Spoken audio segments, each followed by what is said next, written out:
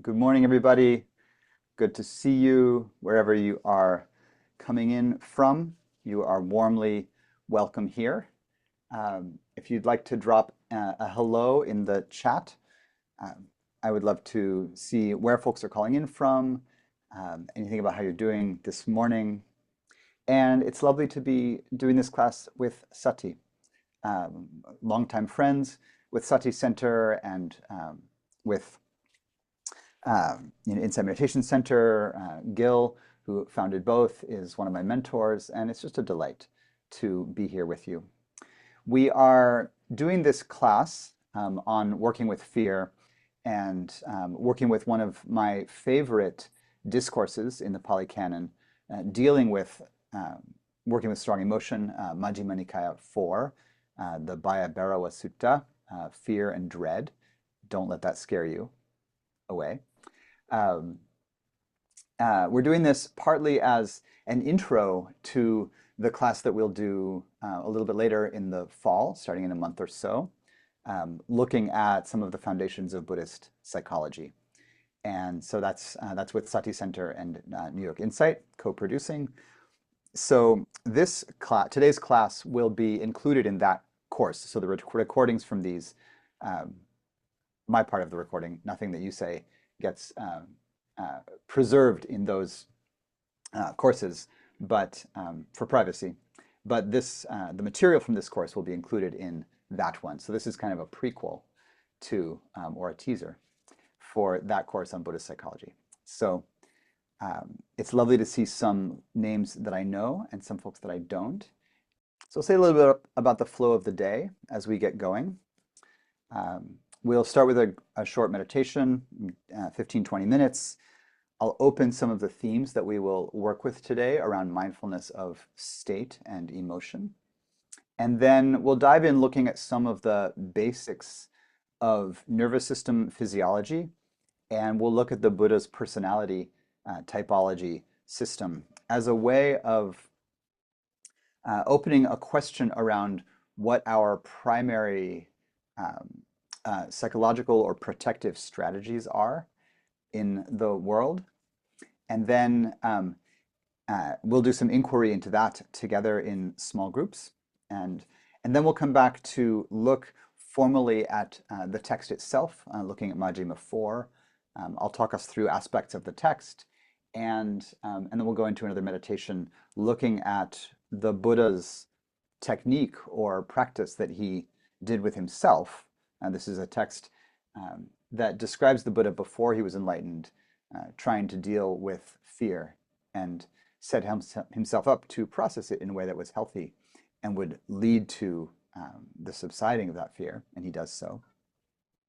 And this is actually just a story of, it's one of the alternate stories of how he practiced before his enlightenment, because in this text you'll see him dealing with difficult states, overcoming them, and then entering a standard series of practices that lead into awakening. So, so I hope you enjoy that. We'll talk through that text. We'll meditate on his method, and then we'll come back for some discussion at the end. So we'll alternate between practice and discussion and some lecture. And so wherever you are, I'll just encourage you to get comfortable, settle in for a morning of practice and study together.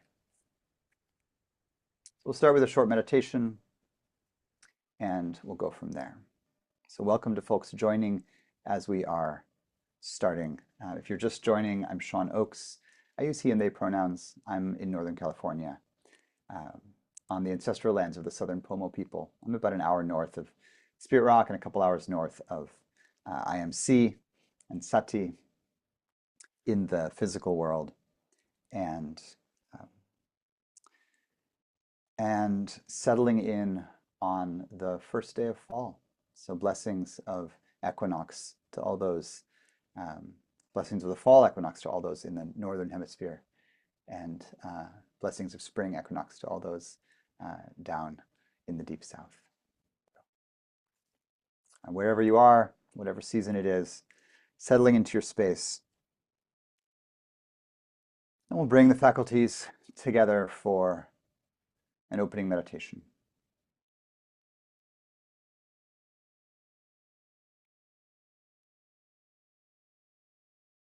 So we'll first just set up the posture for ease in stillness. If you're on a cushion or bench, letting the lower body relax, grounded. Feel the base of support that you have. Knees supported, sit bones supported, low back supported to rest into its natural curve, soft belly, and the heart balanced over the hips, head balanced over the heart. If you're in a chair, it's nice to have feet flat on the floor, knees wide, and enough support under the sit bones and tailbone, again, that the bowl of the hips can tip slightly forward, softening the low back, softening the belly. And again, allowing an easeful upright posture. Heart over hips, head over heart. Everything balanced on a grounded lower body, upper body light and soft. Relaxing through the shoulders, the neck, the jaw, around the eyes, and temples.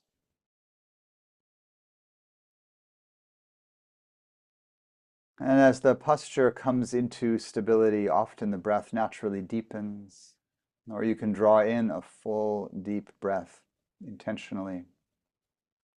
And maybe a few of those, breathing in deep, breathing out long, ideally through the nose. And with the in-breath, drawing in fresh energy, pana, breath energy in Pali, and breathing out long, relaxing, dropping any tensions we can.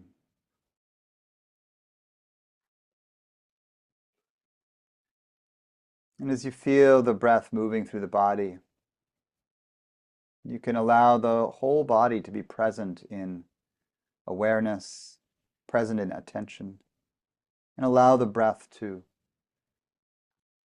move through the whole body, or invite the breath to be felt through the whole body.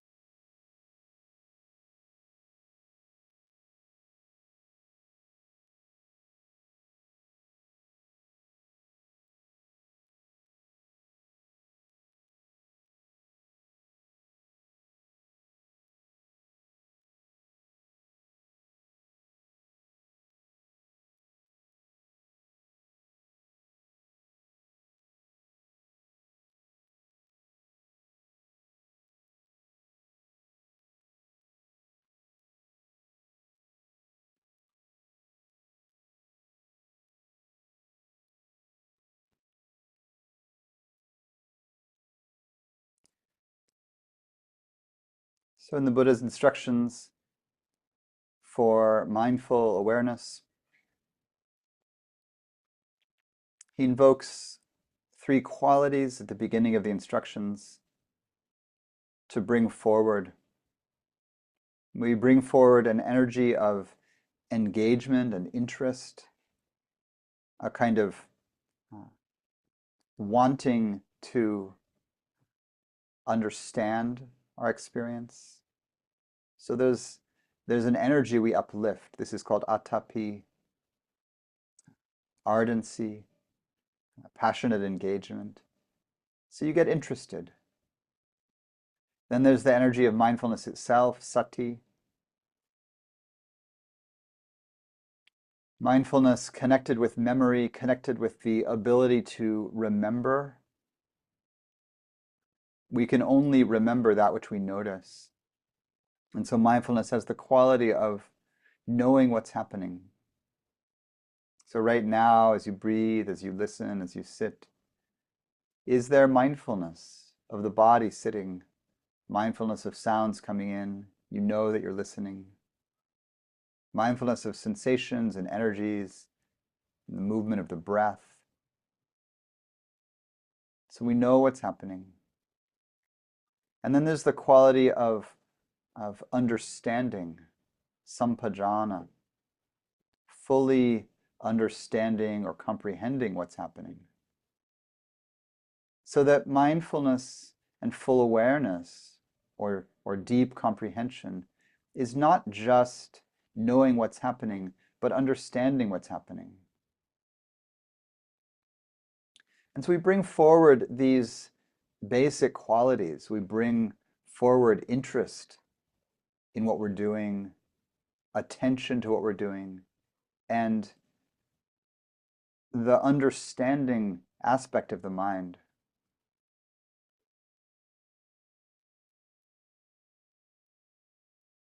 So there's body and there's feeling, there's energy, all present. So as you're becoming aware of the body and its posture and the energies of the breath moving, bring into the field of mindfulness your state. So this might begin with your mood. Is the tone of your experience overall right now pleasant or unpleasant? That's the second foundation, Vedana. Is this an enjoyable moment? Is it not so enjoyable? And then you add to pleasant and unpleasant the specific tones that you find. Are you present with painful emotions or energies related to whatever else is happening in your life? Is there regret or grief or heartbreak of some kind? Longing of some kind? Is there anxiety or nervousness or dullness? All of these aspects of energy or mood. And it's helpful just to name them, just to give it a name. Oh, I'm a little dull or a little anxious or a little restless, or there's grief.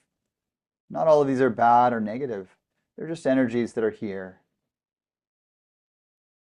Or are you on the pleasant side of the emotional energetic spectrum? Is there curiosity or gratitude or contentment, joy? Maybe you're happy about something happening in your life, or just happy to be able to give a Saturday morning to practice and study of the Dhamma, this beautiful tradition that we've inherited as a gift from the ancestors, the spiritual ancestors. If there are pleasant qualities present in your state, naming them.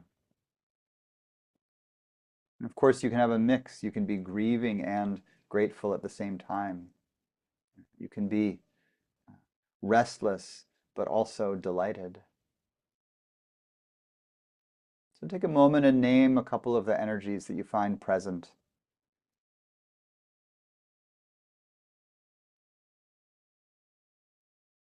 We try to do this without thinking too much about them in words. Just one or two words is usually enough. And then you want to just meet that mood or that energy with the breath. So we don't forget the body and the breath. Mood and emotion are very much physical, somatic experiences.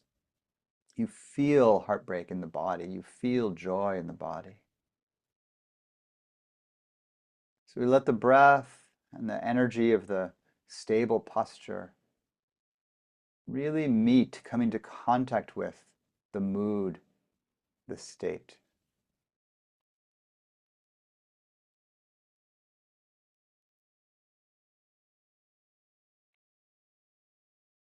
This is really a way of saying, however you're feeling, really feel it. See if you can really taste your mood.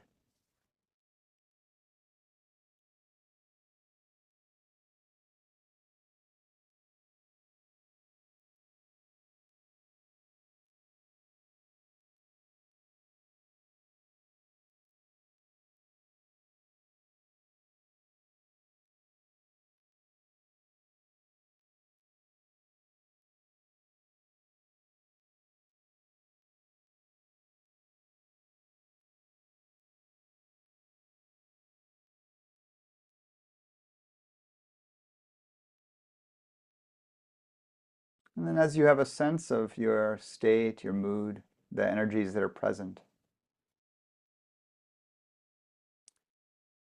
allowing awareness of them to be stable and steady. Give most of your awareness just to the body, to the breath,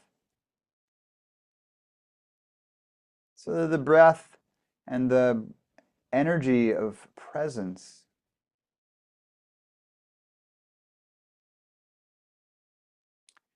doesn't push away the mood or the state, but also doesn't get lost in it. So we just stay with mindfulness, interest, understanding. Understanding is really the naming, the knowing what this is in your life. Oh, this is grief. Or, oh, this is contentment or joy.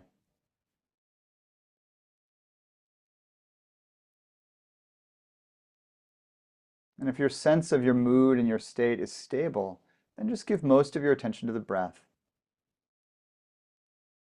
And we'll continue in meditation in silence for a bit here, just landing together, all parts of ourselves.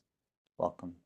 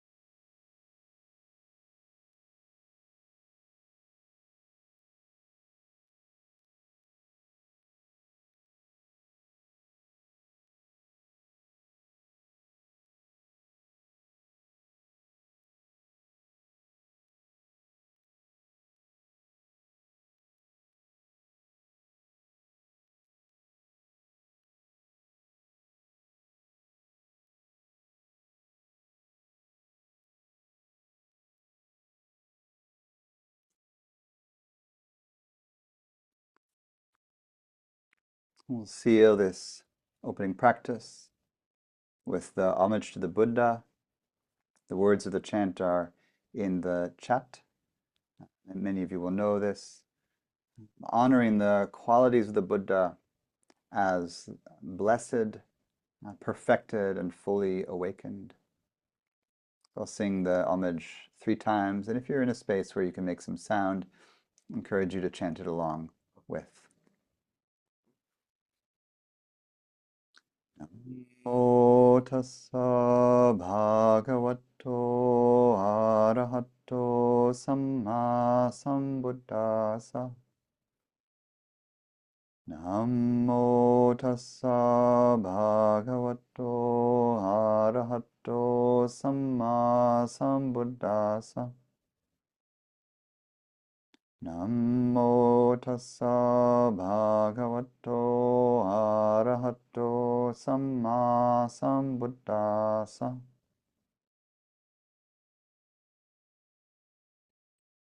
Right.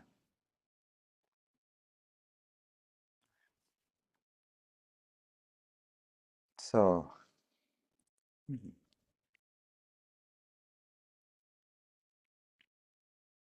we'll talk a little bit about state and in a way, the qualities that we find in meditation coming forward, some of these pleasant, some of these unpleasant, and I'll frame a bit what's going to be our conversation about emotions and energies going forward. And I'll weave between the Buddhist framework and the some contemporary information around the nervous system.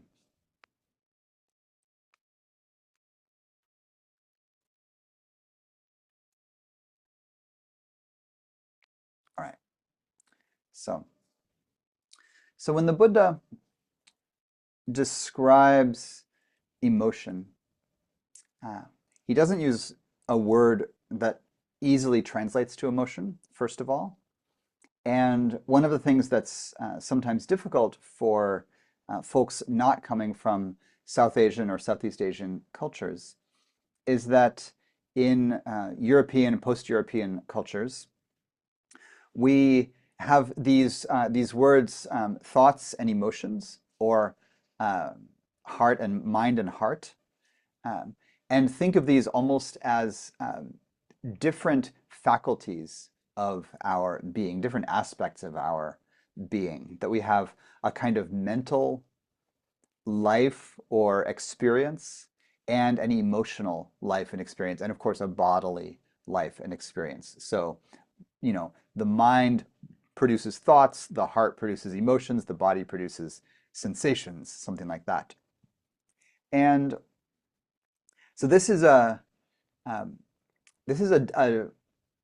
map of human experience that is not universal, and in the European context can be traced back to long Christian and even before that, Greek and Roman philosophical ideas about how we might understand internal and external experience, how we might understand what is a sensation, what's happening when I perceive the world through the 5 physical senses, and what's happening when I have, internally generated, or maybe not generated, but internally arising stories about it in the form of words, or internal pictures about it in the form of images, and internal feelings that we call emotions.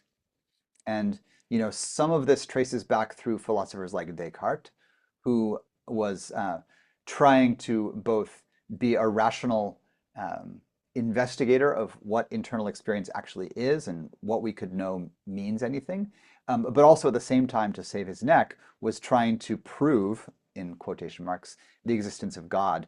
And of course, it's from him that we get the "I think, therefore I am" quote, the cogito, as it's called in philosophy, cogito ergo sum. And a big part of what he proposed was that spirit and matter must be, fundamentally separate. And this idea that spirit and matter are separate, um, uh, you know, eventually is discarded in the post-Christian West, perhaps. It's very deep in many of our psyches.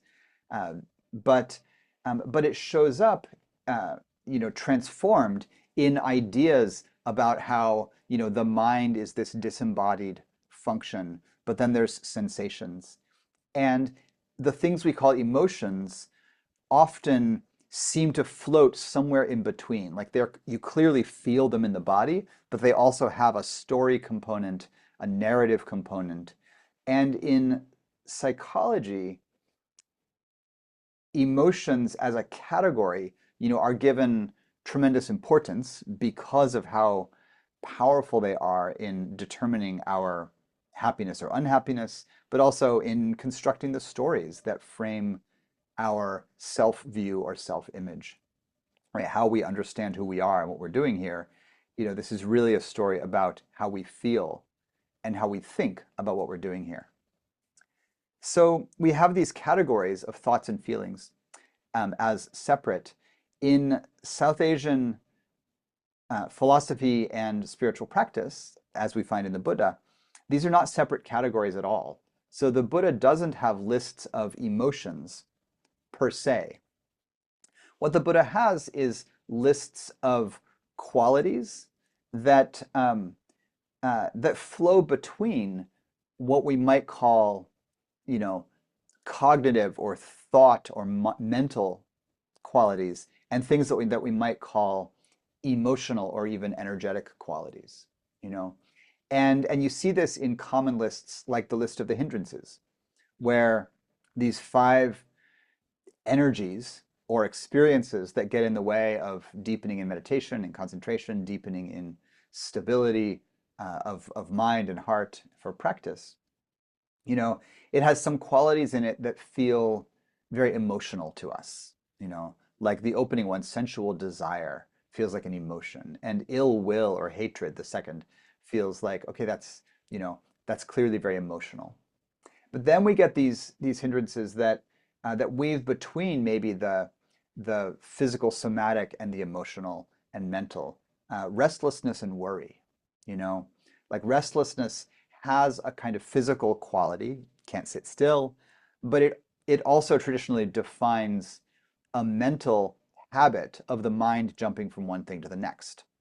Um, Worry is also mental. It has that kind of like mind jumping along thing, but worry, as anyone who has it knows, is often a very somatic feeling. There's a kind of, you know, an energy of, inability to be present and settle that we can feel through the body.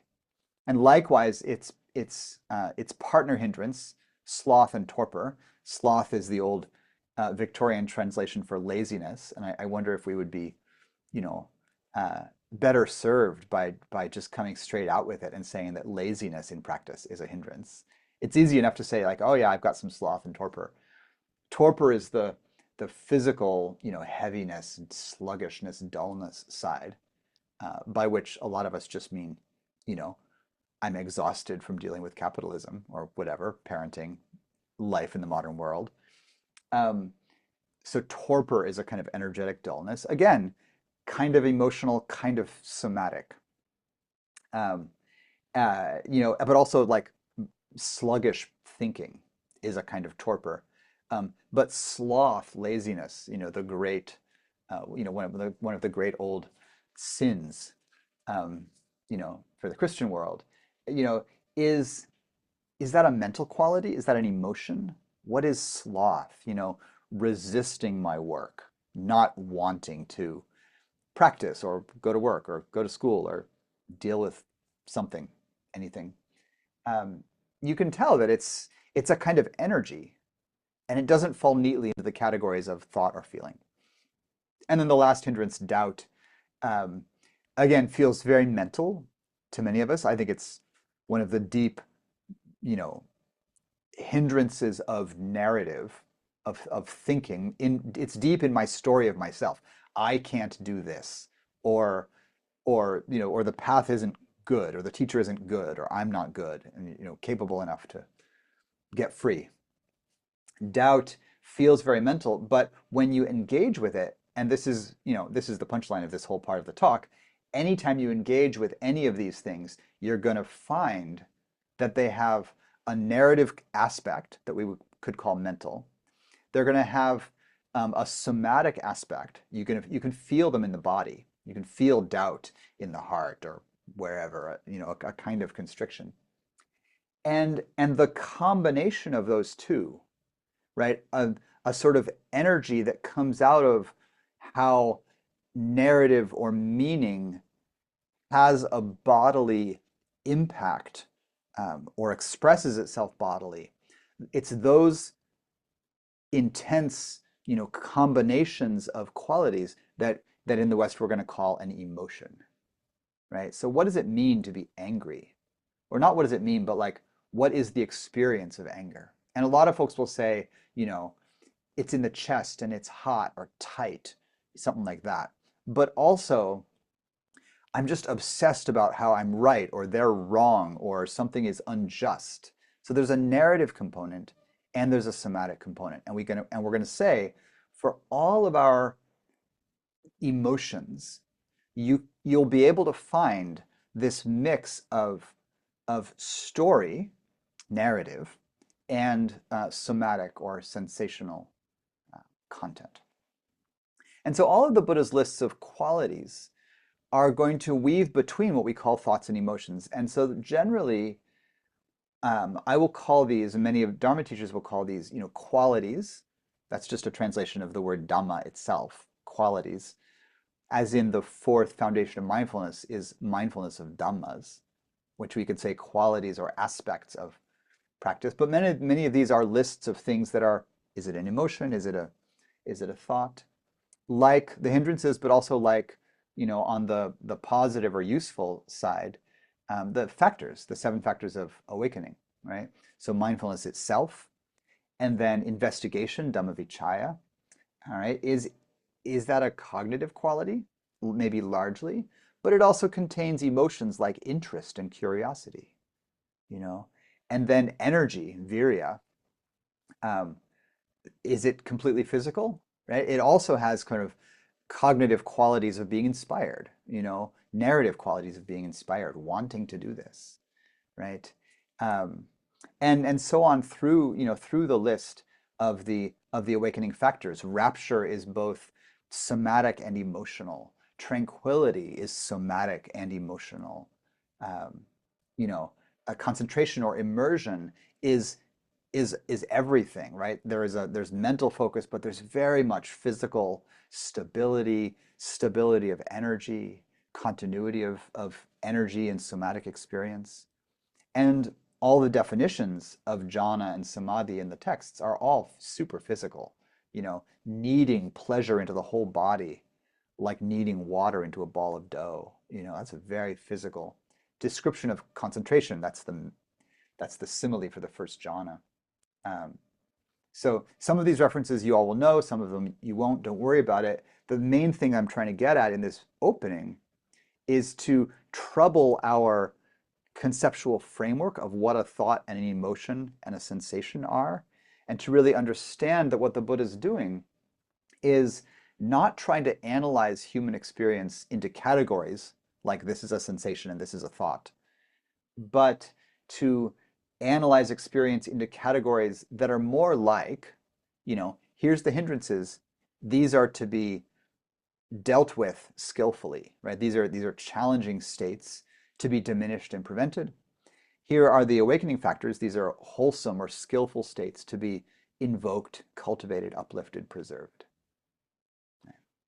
So once we start there, then when we say, okay, I'm having a difficult emotion, I'm having fear or anger or rage or panic or anxiety or overwhelm or shut down or, something like this.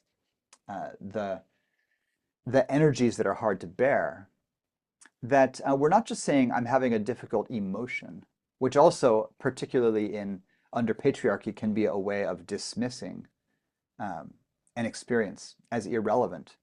uh, because under patriarchy, emotion and the feminine are conflated and therefore able to be dominated or rejected or marginalized.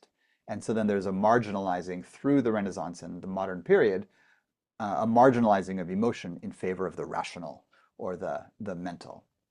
And again, the Buddha doesn't do any of this, even though it's being taught in a patriarchal system. The connection between emotion and feminine is not a Buddhist concept.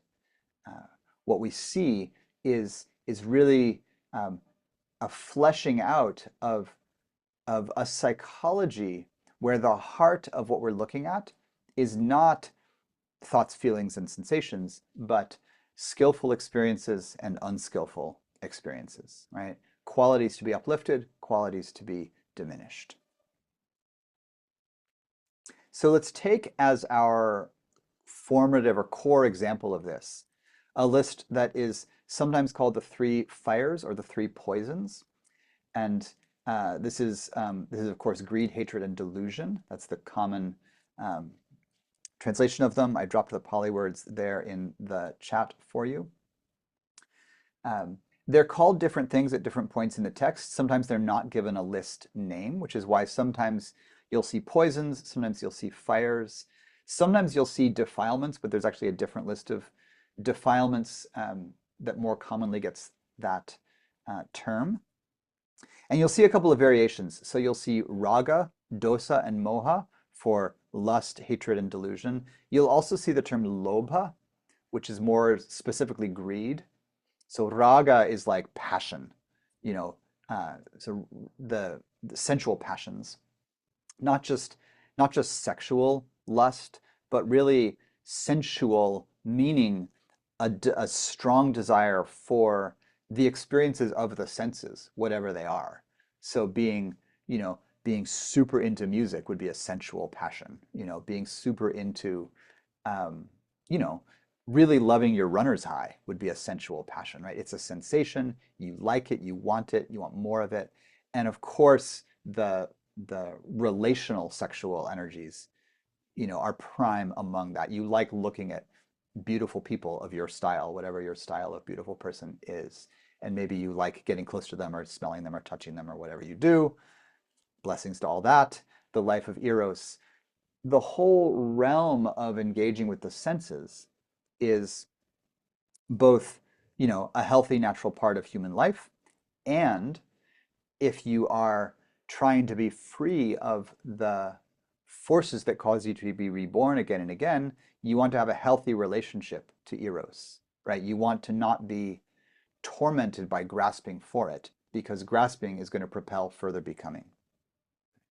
And so raga here is the lusts or the sensual desires. Lobha is a variation of the same thing, but it's really greed for experiences, greed for possessions, wanting to own or control.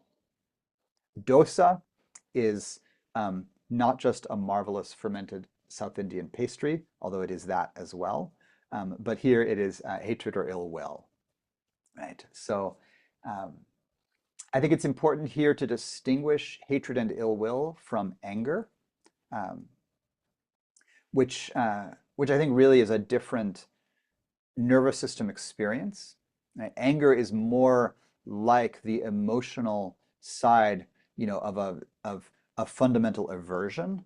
Hatred and ill will is more like a narrative that wants to destroy something. So it's not just I want to get away from something, which is more like, in that sense, anger and fear are very similar. I don't like this thing, I want to get away from it. Hatred and fear, hatred and ill will, in a certain way, wants to destroy something. So, but it has that kind of like, I so deeply want to be protected from this thing that I want to destroy it. I hate it. And then moha is one of the words for delusion. It's a very close, it's sort of like the symptom form of, the fundamental error, which is ignorance or avidya. So we'll see this list: raga, dosa, moha.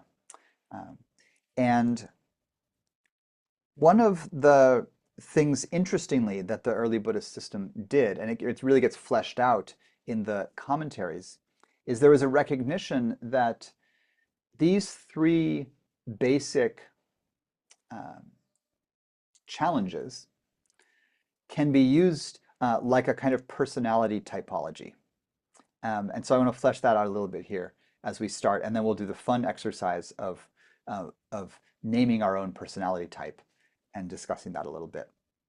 Because personality is just a way of saying, you know, what's the, what's the most common way that you get caught in the world, in your experiences. And here's a place where I want to do a little bit of speculative, cross-tradition comparison between the early Buddhist system, where we have these three um, poisons, toxins that overtake the heart, and a contemporary somatic analysis of experience using language to describe what our nervous system does. So here's a little bit of nervous system language that I'll use today. One is the word nervous system itself. So the autonomic nervous system is the aspect of our sensate and neurobiological system that controls many aspects of our body. It controls heart rate and breathing and lots of neurological functions and sensate functions. But one of the core things that it does in relation to the external world is that through the senses, it tracks the environment around us with the goal of keeping us safe. So the nervous system is the aspect of our biology that increases or decreases something that we might call our energy, but that relates to how we use our attention, but also relates to like blood flow to muscles or organs. And it's engaged in scanning the space around us physically, but also relationally for danger, and then preparing us to deal with that danger. And so in a simple way, we can talk about something that all animals have of various kinds, and the borderline between animals and like fungi and plants is a little bit fuzzy here, but we're going to talk about particularly animals that that have mobility of some kind, because one of the things the nervous system does is called approach avoid. So as we're having our experiences in the world, some experiences we get a message from them that we want to get closer to them, right? We like them, basically, right? What should I approach? That looks like a friendly person, animal, food source, sensual experience. I want to go toward it. That's the approach. The avoid, of course, is that doesn't look healthy, that looks poisonous, that looks dangerous, unfriendly. I want to get away from it. So at a very basic level, we have an approach avoidance system, right? And I remember looking at this with paramecia in biology class in high school, where you get some paramecia in a petri dish and you shine a light on one side, right? And they move in relation to the light, right? They want to either approach or avoid in relation to light or darkness. So we have an approach avoid system, and this creates these two fundamental actions that move through our musculature. We want to make contact or we want to make distance with something. These are going to translate into the two action-oriented nervous system responses in the world in relation to danger, or the perception of danger, which is a fight and flight. Fight is the make contact, flight is the make distance. We have a third primary defensive strategy, which is to freeze. There's actually others that are more complex. There are social strategies like fawning, which has aspects of make contact but also be kind of freezy. But I'm going to talk here mostly about, I'm going to leave aside fawn and the other social strategies and really just talk about the somatic to start with. So fight makes contact, flight makes distance, and freeze is what the neurobiology does when neither fight nor flight seem possible to attain safety. So this is really a life threat response, and this is collapse or shutdown. And so in the fight response, blood flows to the limbs, often to the arms for punching and hitting and kicking. In the flight response, blood flows to the limbs, often to the legs for running. In the freeze response, blood flows toward the center to protect the core organs and lose the limbs if necessary. And so, that's why when freeze overtakes the system, it feels lethargic and it's also analgesic. It diminishes pain. And so we have these three core physiological responses to the perception of danger. I'm proposing that they are the physiological parallel to greed, hatred, and delusion, to raga, dosa, and moha. So lust or greed is an approach response. It's kind of the emotional side of the approach response. I want to get close to this sensual experience, whatever it is, right? And so in terms of the protective responses, it's fight that wants to make contact, right? I'm going to come closer to the threat so that I can neutralize it. So both of these, sometimes you think like, no, but, greed or lust, it's something that I want. Fighting is something that I want to get rid of. But in both cases, they are an approach reaction. So they're not the same, but they want to make contact. In the same way, dosa, hatred or ill will, and flight, which often has the energy of fear in it, actually, wants to make distance, right? I want to get away from something. So this is an avoid strategy, either emotionally, if I hate something, I'm engaging with it, but I'm definitely making emotional distance, right? Intimacy is not present when there's hatred. And when there's fear, I'm actively trying to get away from it. So I'll say that hatred and ill will is an avoid strategy, right?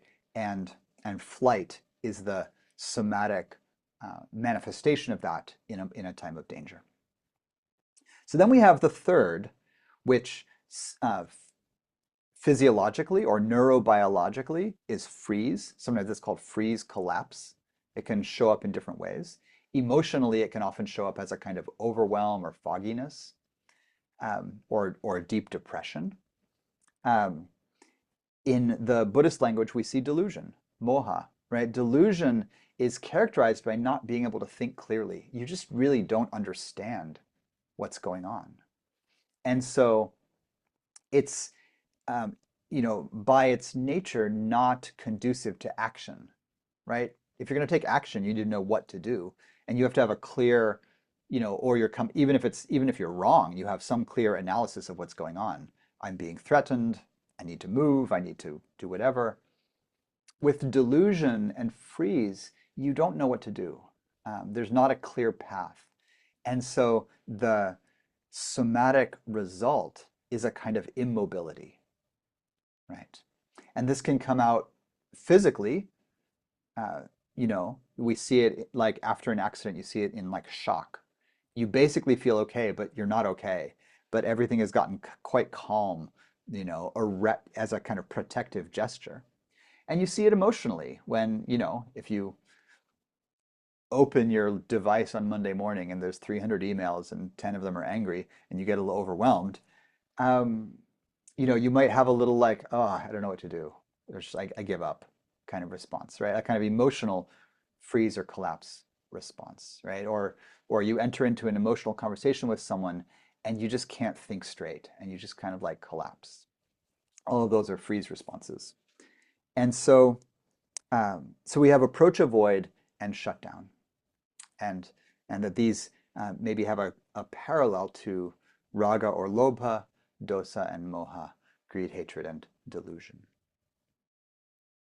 And so when we are thinking then in practice about dealing with difficult states, often what we are talking about is that we're having emotions or energies that are hard to bear. They are difficult to understand, but also difficult to just be with. And they're persistent. The same kinds of things come back again and again. I feel bad about myself again and again, or I'm afraid of the world again and again, or I'm just frustrated or grumpy again and again. They're only really a problem because they repeat. If I was like grumpy once a year, eh, who cares, right? Like, it's a grumpy day and it passes, everything's impermanent, you're like, no problem. But what I will find in practice is that the same hindrances, right, the same poisons or fires burn me again and again and again. Here I am anxious again. Here I am afraid again. And so what we might notice and what you're encouraged to notice in your meditative practice and in your mindfulness practice broadly is, what are your themes? What's your top hindrance? And what you can notice, and what both the early texts and the commentators really leaned on, was that in this list of three primary states, greed, hatred, or delusion, most people will have a primary go-to. And so um, here's the thought puzzle that was first used to introduce this to me. We did this after a long retreat at Spirit Rock at one point. Everyone was like, okay, so what's your go-to? And so the image is this. Imagine that you've been invited to a party. You probably already know your personality type once you hear invited to a party. You're like, woohoo, or ugh, or I don't know.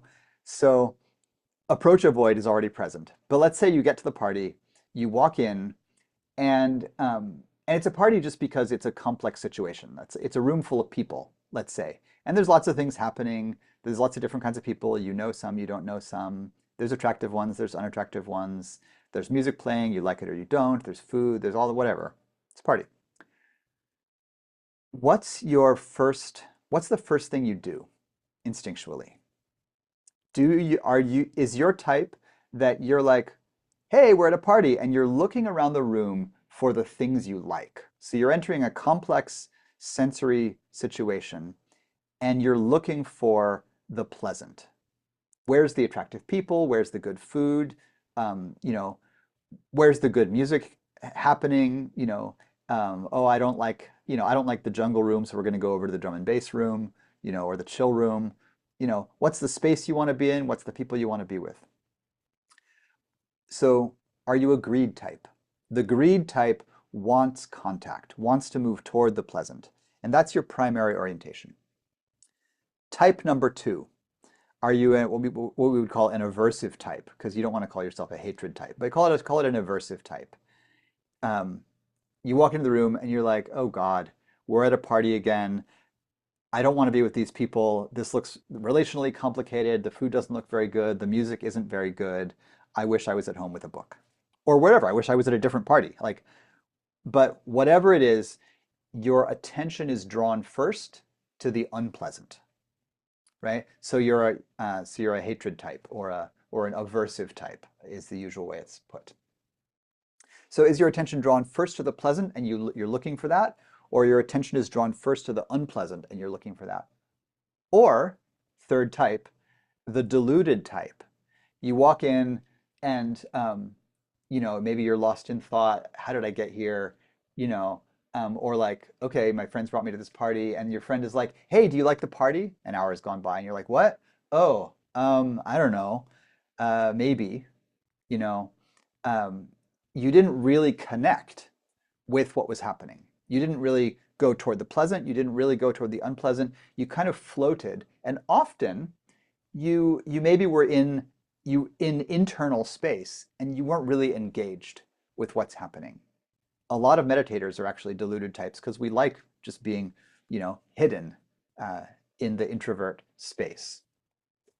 So um, take a moment and feel into which of those three you are, or you think you are.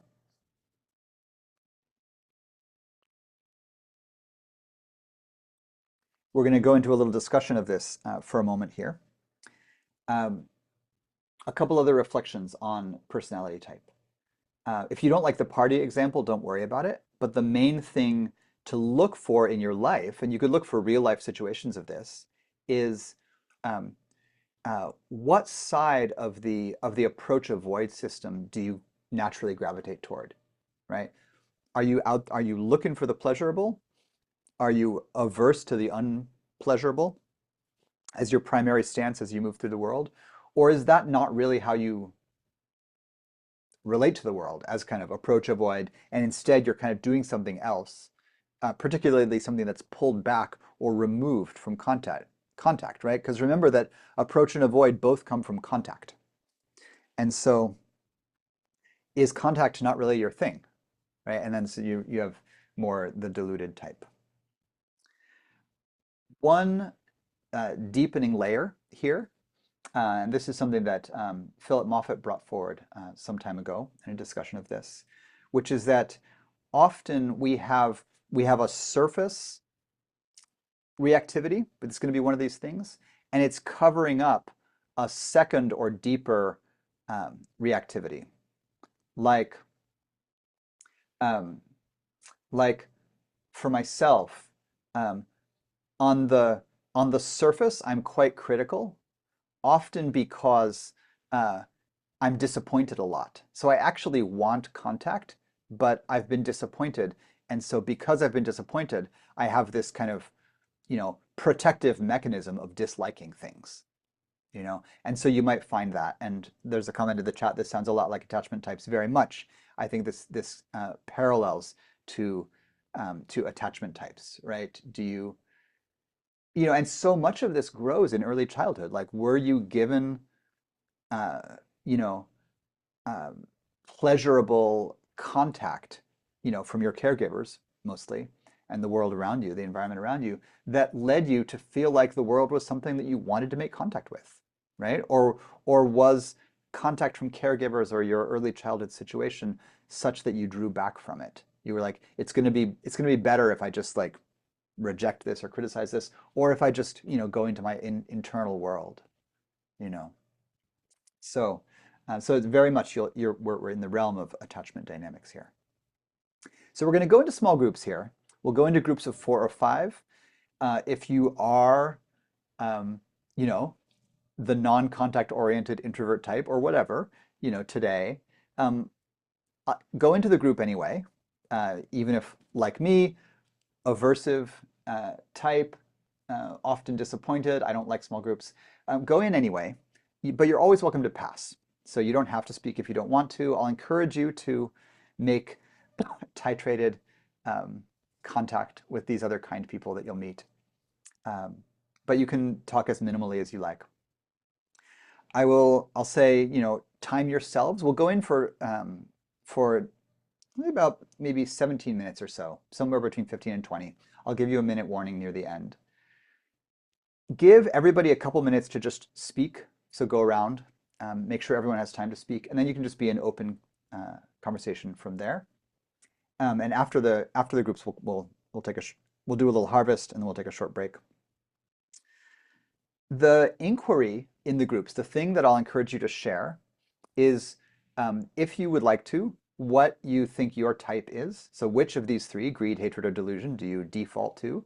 And if you want to go that second level, like what's your surface defensive pattern and what's your deeper pattern, you could do that. And then you might reflect on like, and how do you work with this? Or what's your main compensation? So knowing this about yourself, what do you do? Do you force yourself to tolerate unpleasant situations? Do you give yourself permission to not? What do you do? So,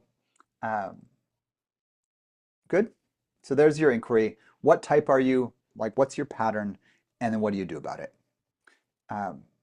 We will come back at, let's do like groups of 4. We'll come back at 20 after, maybe 22 after the hour or so. And enjoy. See you soon.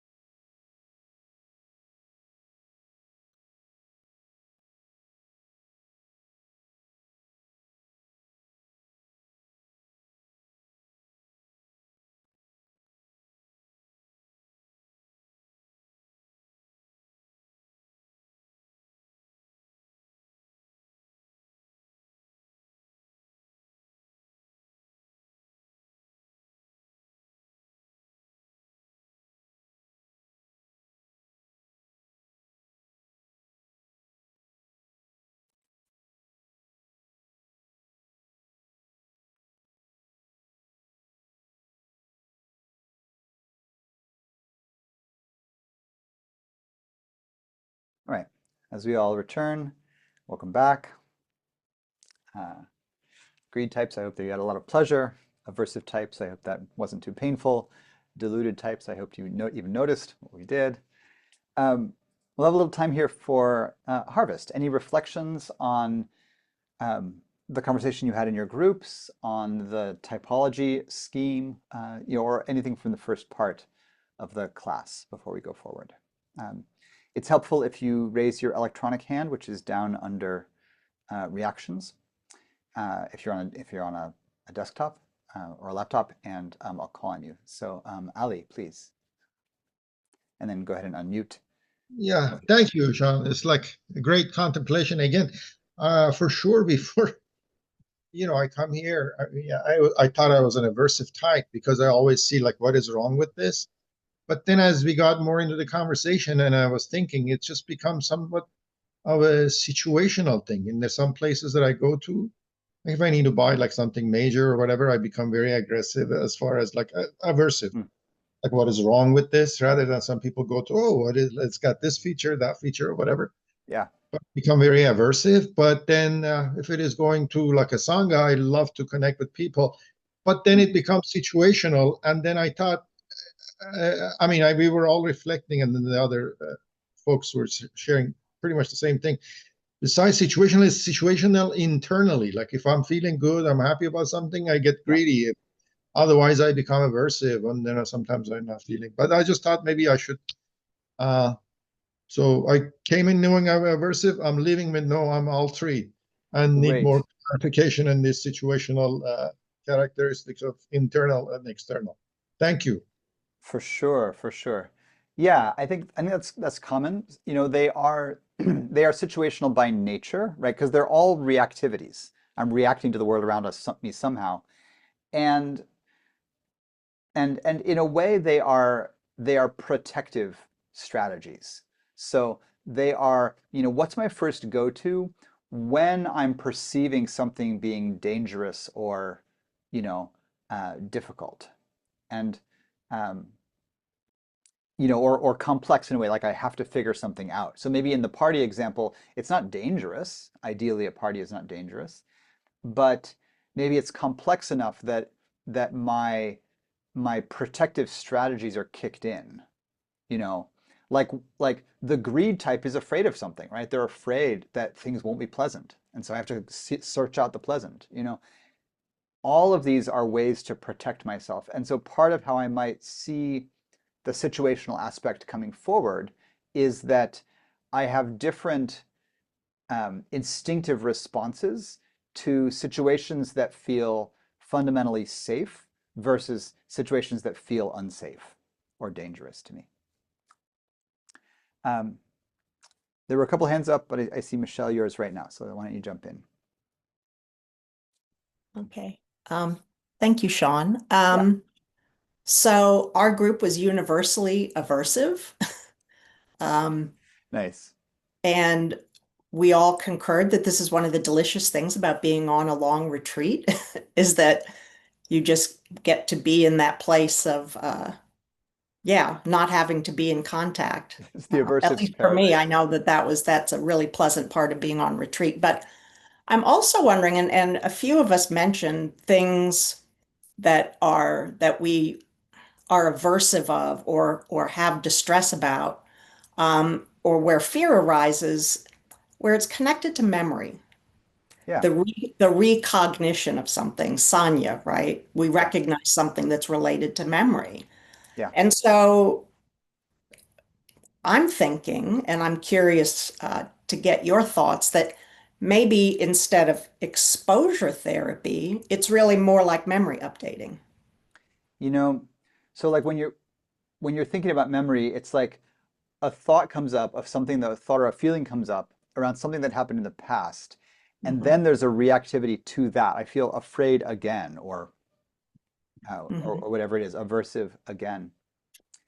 You know, um, like exposure therapy, well, which we'll talk about in a minute, is um, it can be like in the example we'll see of the Buddha, putting yourself in a situation where a difficult feeling is likely to come up in the present, like go to a scary place so that you can encounter fear. But in trauma therapy, the most often the way this is used is as a kind of working with memory. You retell the story of the battle or the story of the, accident again and again until you get a chance to process the energies that are there. So it's very much connected with memory. In a sense, all of our protective strategies are connected with memory because that's how I know that a certain thing is dangerous. I see a certain tone on someone's face and I feel like, no, stay away from that person, right? That's learned, right? All of this is memory based. Mindfulness itself, right? The word sati meaning memory in a literal sense, mindfulness, part of what mindfulness is doing, this is particularly in the sampajana aspect, the full awareness aspect, is that I'm comparing present moment experience to learned situations in order to know whether this is wholesome or unwholesome. So it's all memory connected.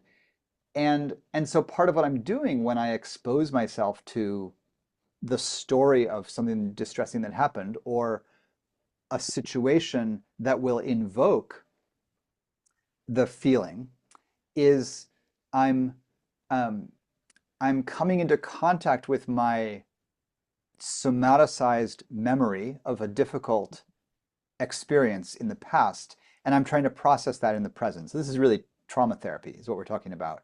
If a Yeah, trauma, I'm a trauma therapist, so yeah. oh, there you go. And I'm an EMDR therapist. And so like the dual awareness of the distress of the past and Yep, having a mismatch experience of, okay, I'm feeling this fear, but actually right now in this moment with that's mindfulness, right. That's right. there's safety. And so that's the how I understand these things are processed, which is not exactly like exposure therapy.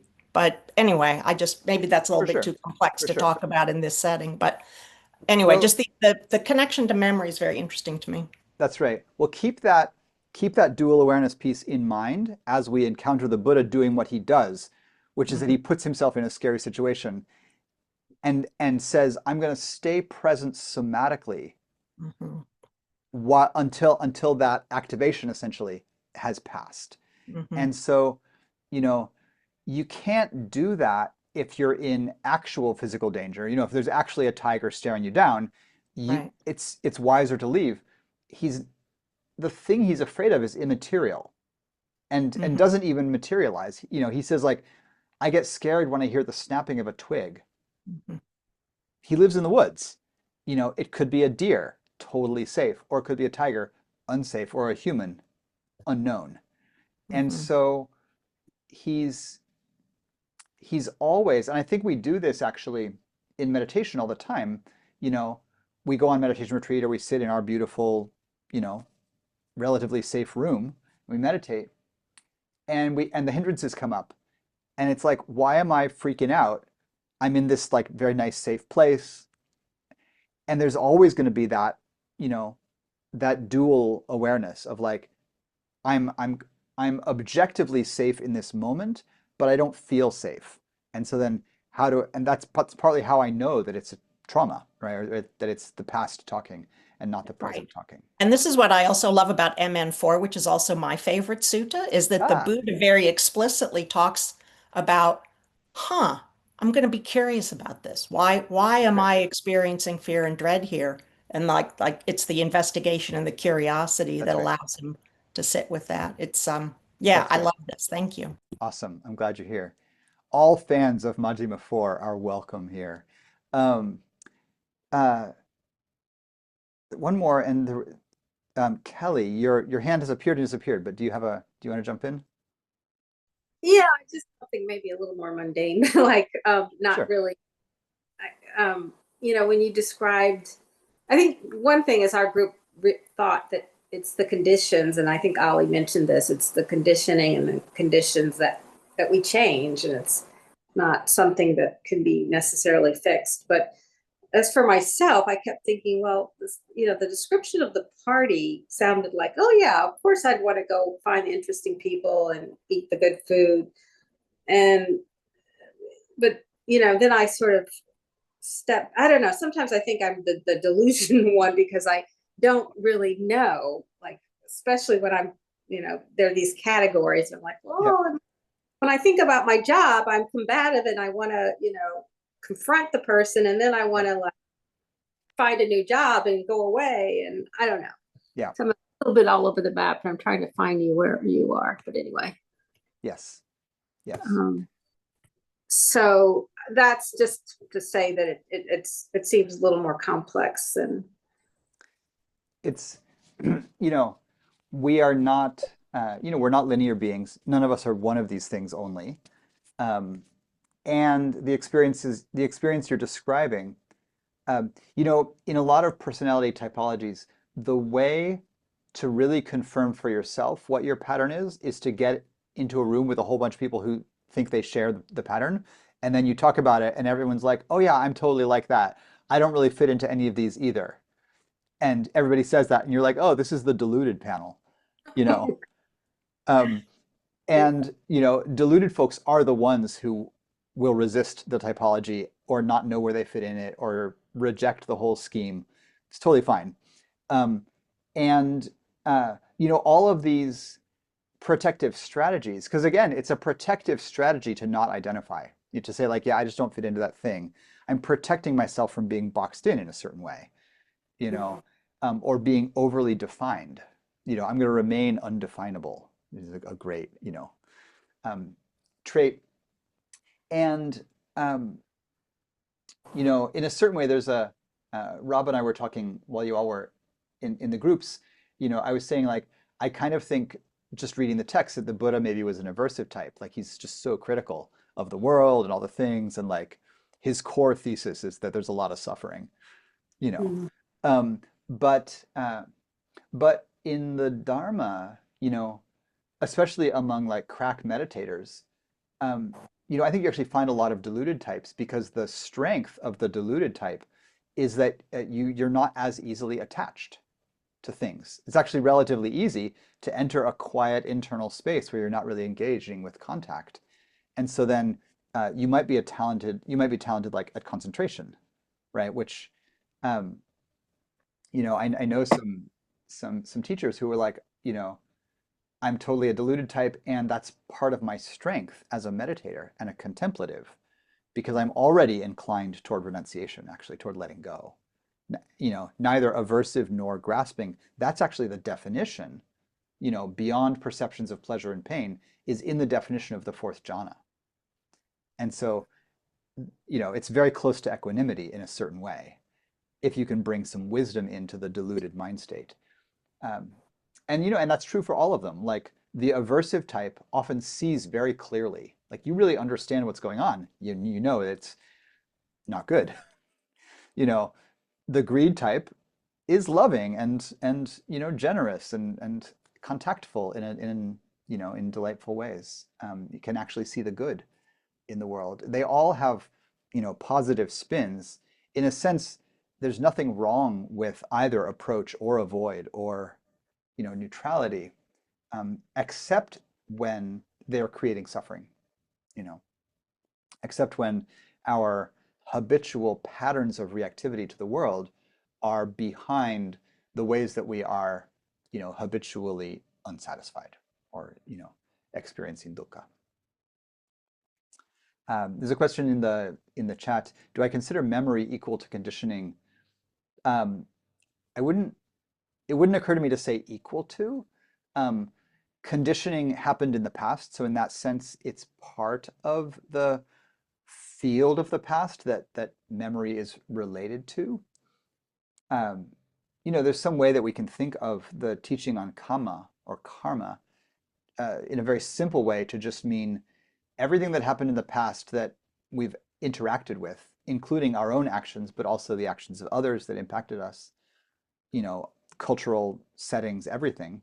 All of that gives rise to the field in which we are responsive or reactive in the present.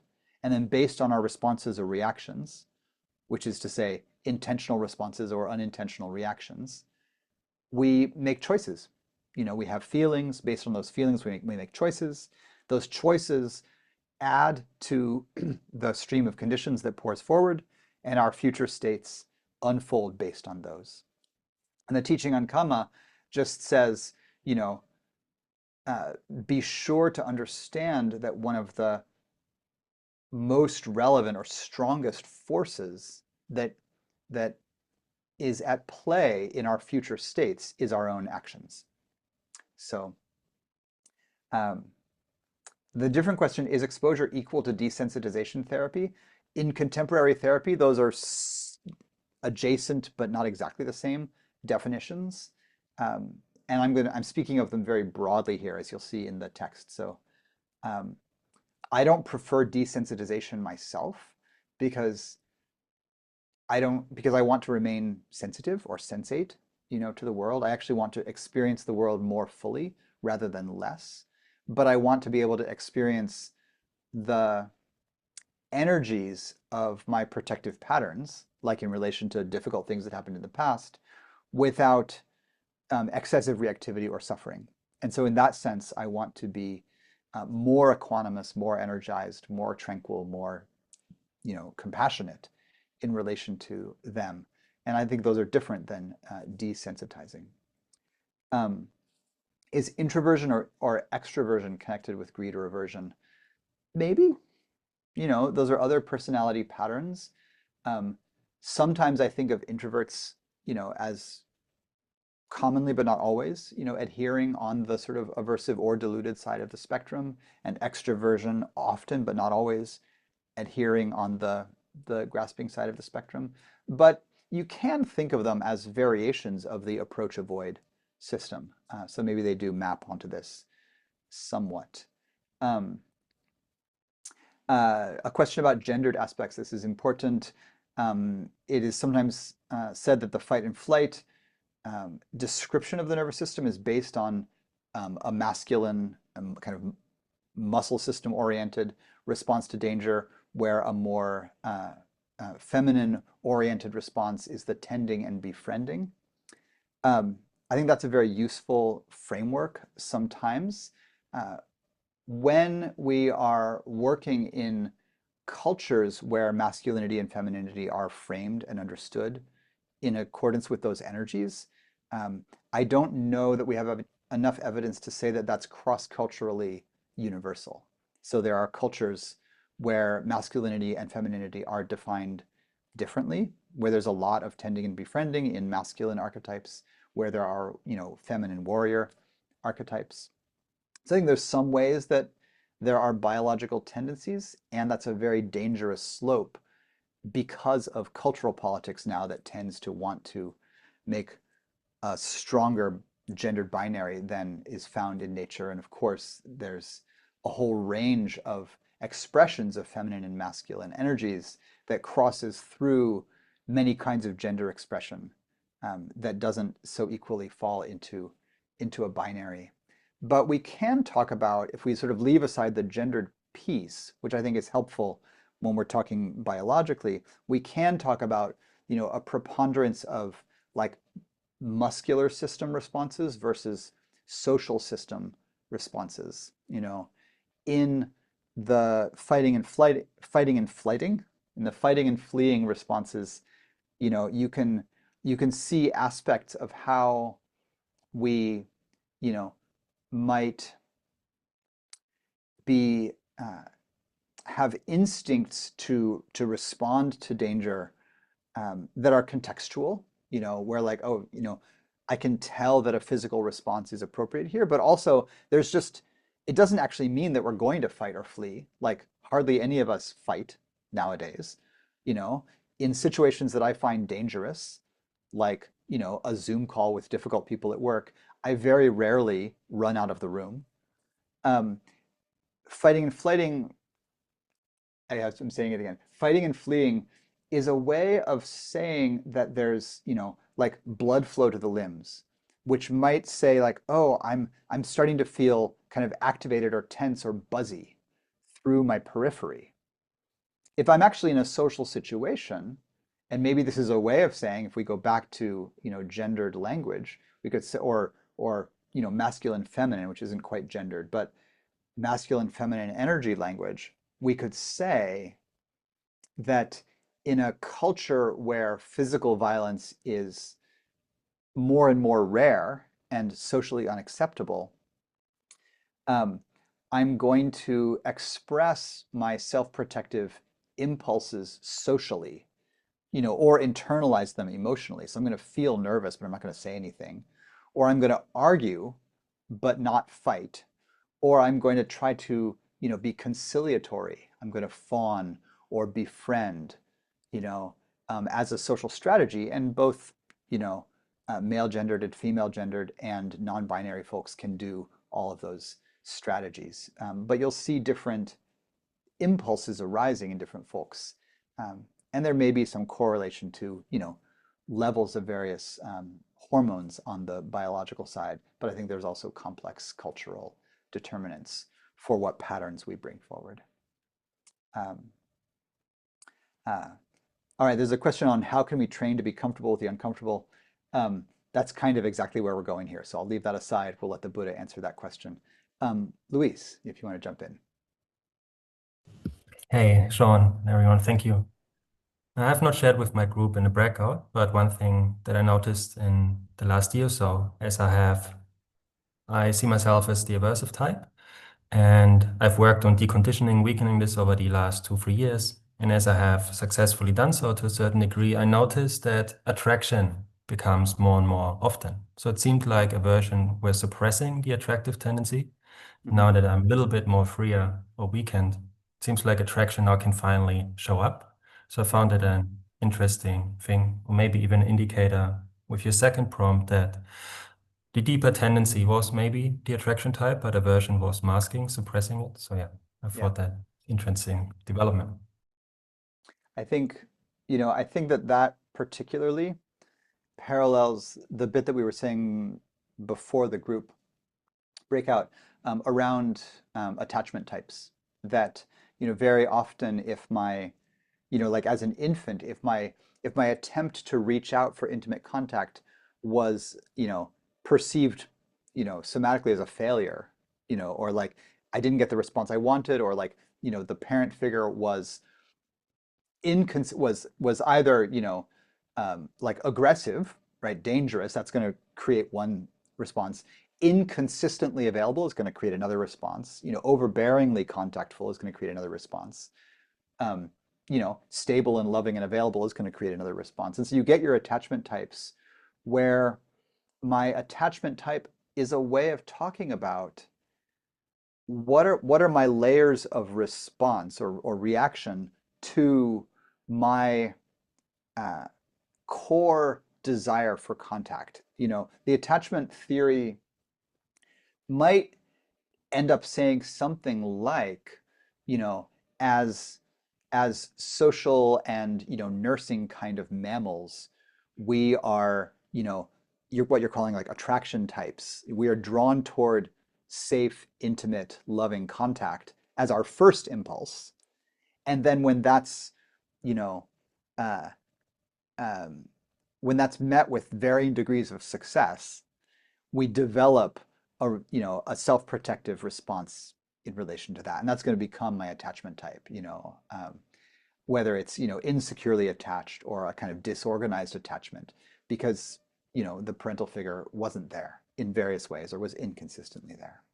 And so maybe we all start off a little bit as greed types, just drawn to pleasure. Give me the good stuff, give me the nipple and the milk and the cuddles and the safety. And if for whatever reason I'm not getting that, then I learn to either, push away, freak out, run away, shut down, do any number of things that will result in, an adult attachment system that I then have to work with. So maybe there is a kind of neurobiological hierarchy there where, at heart, we are connection-oriented animals. I think that's basically true.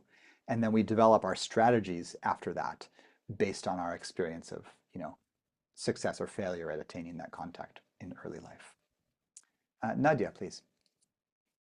Yes, I wanted to mention what you said about the Buddha hearing a twig breaking. and not knowing whether it's a deer, a tiger, a human being. And this, what you said, brought me to really the core of why I'm here, is I don't know what the breaking twig means right Yeah. now in life, in my surroundings. I don't know what information I can trust. I don't know how bad it is. I don't know what I should be doing. Yeah. I know I should be working to be skillful in to access wisdom rather than freak out. I think that's part of why I'm here. But there's still the question of what does that twig mean? Yeah. And it doesn't go away Yeah. from day to day. I wake up Yeah. into it, I go to sleep with it. Yeah. Yeah. I I have no doubt that you're not alone in this feeling on this call and in our larger world. Classically, the practice that we would do in response to this kind of, pervasive, in a way, vigilance, right, um, is uh, to bring to mindfulness this quality, both of compassion and patience, but also of sampajana, of really understanding.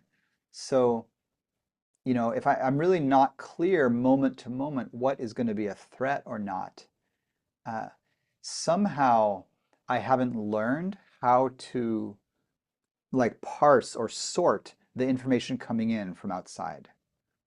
And so, uh, you know, structurally in practice, what I want to do is, if I can, first of all, set myself up in circumstances that are, you know, overtly in a kind of ordinary way, physically safe, physically and emotionally safe, right? Like, you know, not be in an abusive marriage or, a dangerous neighborhood if I can, be in a house where I can sit in a chair or on my cushion or lay on the floor and look around the room and be like, I'm actually okay in this moment right here, you know.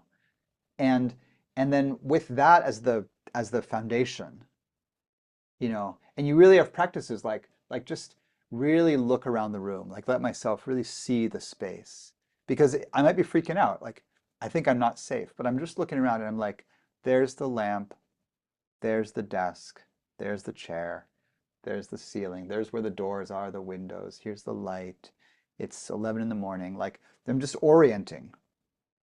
And then based in that, I want to be present to the incoming sensory material. So, you know, maybe I just let my mind go a little bit and a thought comes and I'm scared. Then I can ask, am I in danger? Like, what's that a thought of? And maybe it's a thought of something truly dangerous. I think about climate change or something.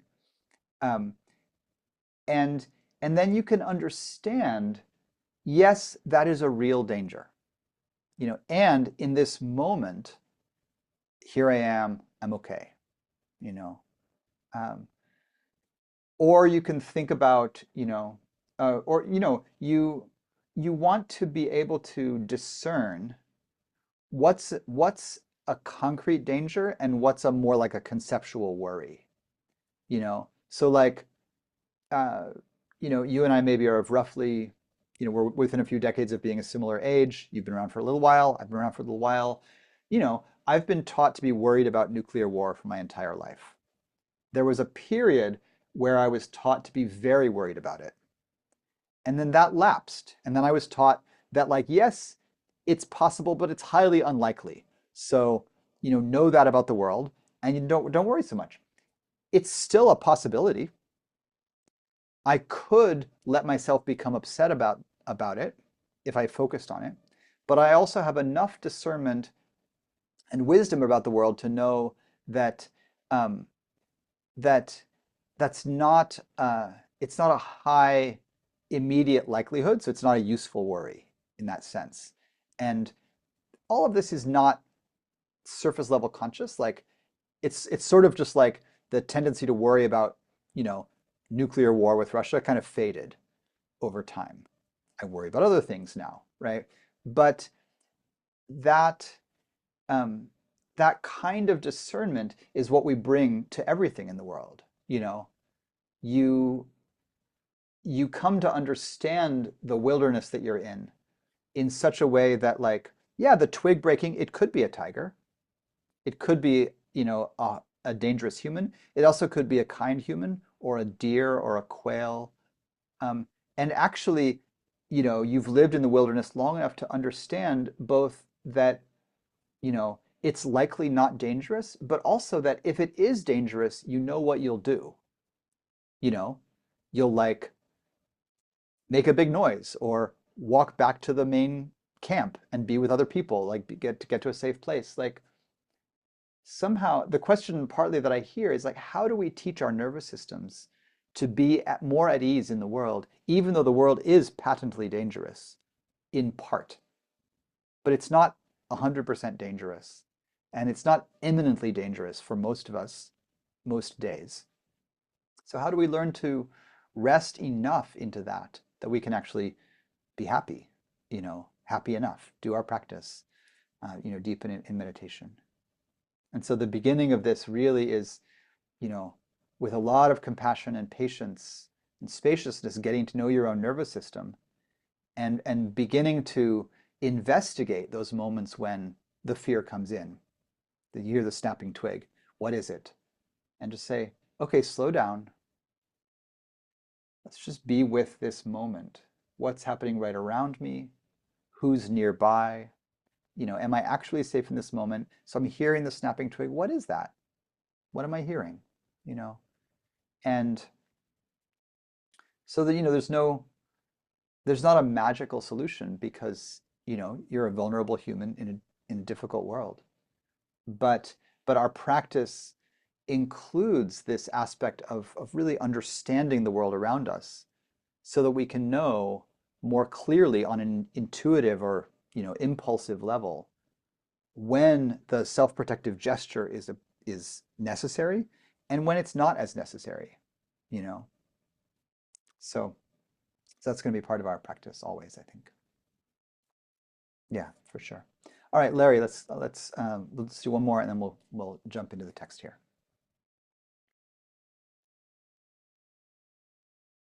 Putting a lot on my You're putting a lot on my plate, my friend. No worries. But the one that the whole issue of safety and Yeah. monitoring somatic experience, Yeah. that's what is forefront for me. Yeah. And what's interesting is resisting the mental process that's going on for me, because you're very scholarly and I love it. And I'm very scholarly. But I'm also a dancer, musician, athlete. Great. And the funny thing is, yet still, it's such a challenge, and other people mentioned it in my group, to keep quote unquote up to date with the somatic experience. And so what I just wrote down that was kicked off by Nadia was, to be safe is to be totally aware in the moment. In other words, to not have any reactivity. If I could have no reactivity lingering, if I could put my trauma aside, then when the twig breaks, I could be totally in the moment, grokking what's really going on. And so that brings up for me a part of trauma work, which is sort of somatic residue. I mean, we're talking about lingering, but isn't part of the process. How do we get rid of enough somatic residue, what I would call somatic residue, lingering somatic residue, that when that twig breaks, we're in the moment. Sure. Okay, I'm Sure. not totally freaking out. I'm not reactive. I can figure it out. That's right. That's right. The how is practice, but also watch out for the idea that the healthy result of practice is going to be the absence of the arising of these somatic responses. Like when a twig breaks in the forest near you, it is absolutely appropriate for your attention to go there and for you to stop what you're doing and for your senses to brighten and to be alert and curious about what it is. Because that's how you, first of all, that's how you learn whether it's a tiger or a deer. Um, you're socially alert. That's how you learn whether it's a friendly human or a dangerous human. And so the point here is not to become unresponsive. And I know we use the term non-reactivity in the Dharma, but it doesn't mean that I become sort of dull or numb in some way, right? It actually does not mean become a deluded type, where like you didn't notice the twig breaking and you don't really think about whether it's dangerous or safe. That's not healthy either, right? You'll get yourself ambushed. So what we're going for is not that somatic responses to the perception of danger don't arise. We're going for them arising appropriately when danger is perceived, and then deactivating or disappearing when the perception of safety is restored. So you get startled when you hear a twig, and then you see a little deer walking out, munching leaves, and you're like, ah, it's Bambi, and you settle back down, and your nervous system, because it's not caught in a trauma loop, also settles down, right? The trauma response is that, it gets startled and then it stays activated, even when you're not actually perceiving danger anymore. It's just a deer. And so I think that's what we're going for, right? It's a healthy nervous system, not a shutdown nervous system. Okay, on the ultimate level, just where I was going is, would an arhat be startled? In Totally. other words, Yes, I think so. is there a state where we have cleared out enough conditioning and we're in the present so much that we are almost like a hunter in the woods, just totally still and or anything? I would say that those states of deeply present stillness, those are concentration states. So for sure there are meditations where you're like that.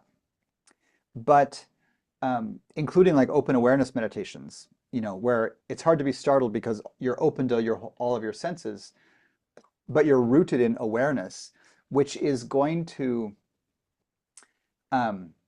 diminish the startle impulse, right? But I think absolutely being startled is not a trauma symptom, I think. The trauma symptom is that you're engaging in a protective pattern that was correctly attuned to a danger that happened a long time ago, but is no longer correctly attuned to the present. So I'm talking to you, you're friendly, we're in a safe environment, but internally I'm freaking out. That's not because of you. That's because I'm actually misperceiving you through a trauma lens. So the thing I want to do is heal the trauma lens so that I can actually be curious about who you are. I actually want to be curious about the twig sound and, what it is. And, but be free from the old habits of getting stuck in the startle response, if those have gotten calcified in me over time as one of these patterns, as hatred or delusion or lust or something like that. Yeah? Thank you very much. Awesome. All right, so I'm going to do this. I'm just going to pour forward. If you need a bio break, go and do it. I'm just going to start in with the text, go and come back as you like. But in the interest of time, I'm just going to pour forward here. I'm going to screen share and we're going to read a little bit of Majjhima 4 and we'll see some of how the Buddha is talking about these core issues. So this is Middle-Length Discourses number 4. It's called the Fear and Dread Discourse, Bhaya Bhairava Sutta. Sutta is discourse. Bhaya is fear. Bhairava is dread. They're kind of synonyms, fear and dread. And this is a story in which the Buddha is in conversation with a Brahmin named Janusoni, who he's been in conversation with many times. There's a whole bunch of discourses where the Buddha is talking with Janusoni. And Janusoni goes for refuge at the end of many of them. So, he likes to go for refuge. So he's a friendly debater and questioner. So this is a Dharma talk he gives to Janusoni. And Janusoni starts off by saying, there's folks who have become monastics. It's gendered as gentlemen, but both men and women became monastics. They've gone forth from the lay life to homelessness, and you are their teacher. You lead the way, you help them out, you give them encouragement, and they follow your example, right? So this is the setup. People who follow the Buddha's path, they also do what the Buddha did. They practice in the way that he did. The Buddha says, yes, that's true, it's true. And then Janusoni says, but worthy Gautama, remote lodgings in the wilderness and the forest are challenging, right? The Buddha loves to live in the wilderness. Wilderness in this context, by the way, just means like a little bit outside of town. Remember that he has to walk into town for alms every morning. So he's not like, he's not like way out in the desolation wilderness, east of Yosemite, miles and miles and miles from, anything. He's essentially in a very nice park outside of town, or a slightly wild area outside of town. But these are remote lodgings in the wilderness.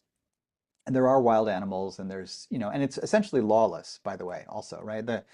The protective power of the kings does not extend outside the city walls generally, or if you need help, you have to find it yourself largely. So there are bandits and, dacoits, as it were, out in the wilderness.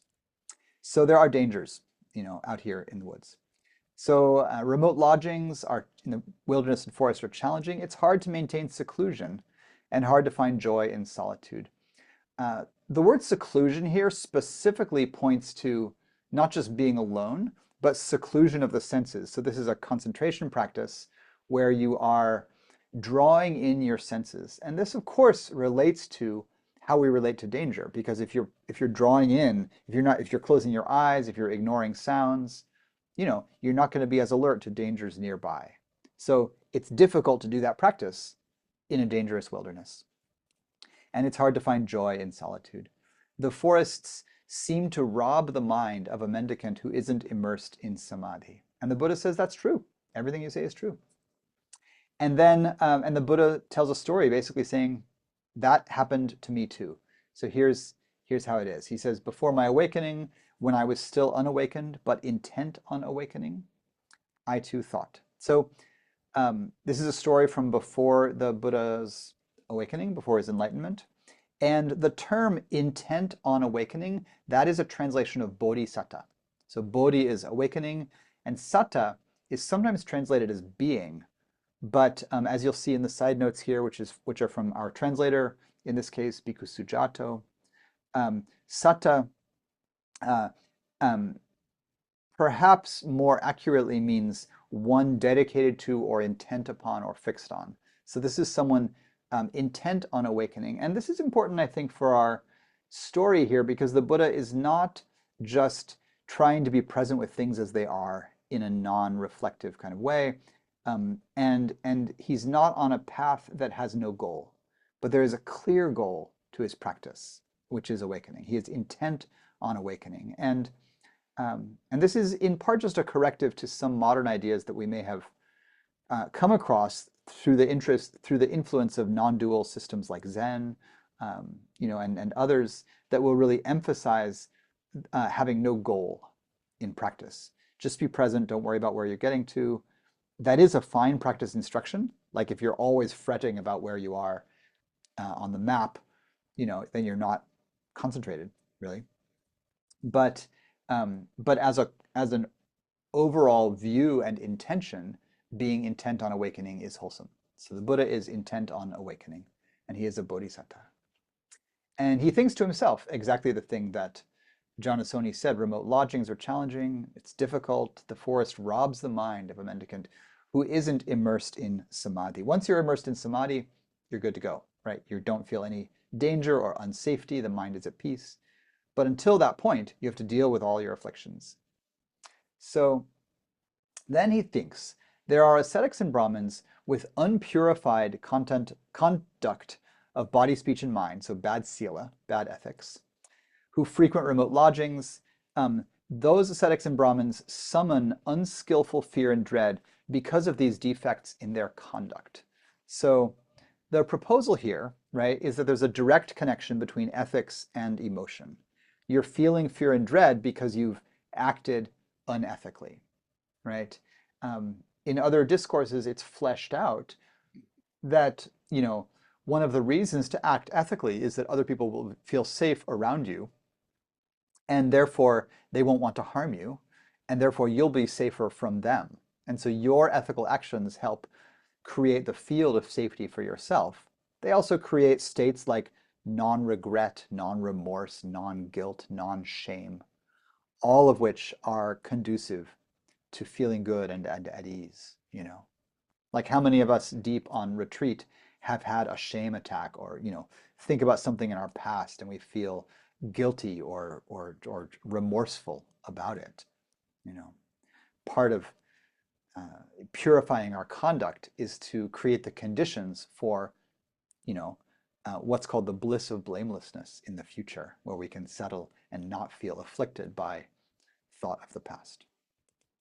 So then the Buddha is going to go through a sequence that comes to be called the gradual path. So this is one of the descriptions of the sequence of training that has as its result the ability to enter tranquility.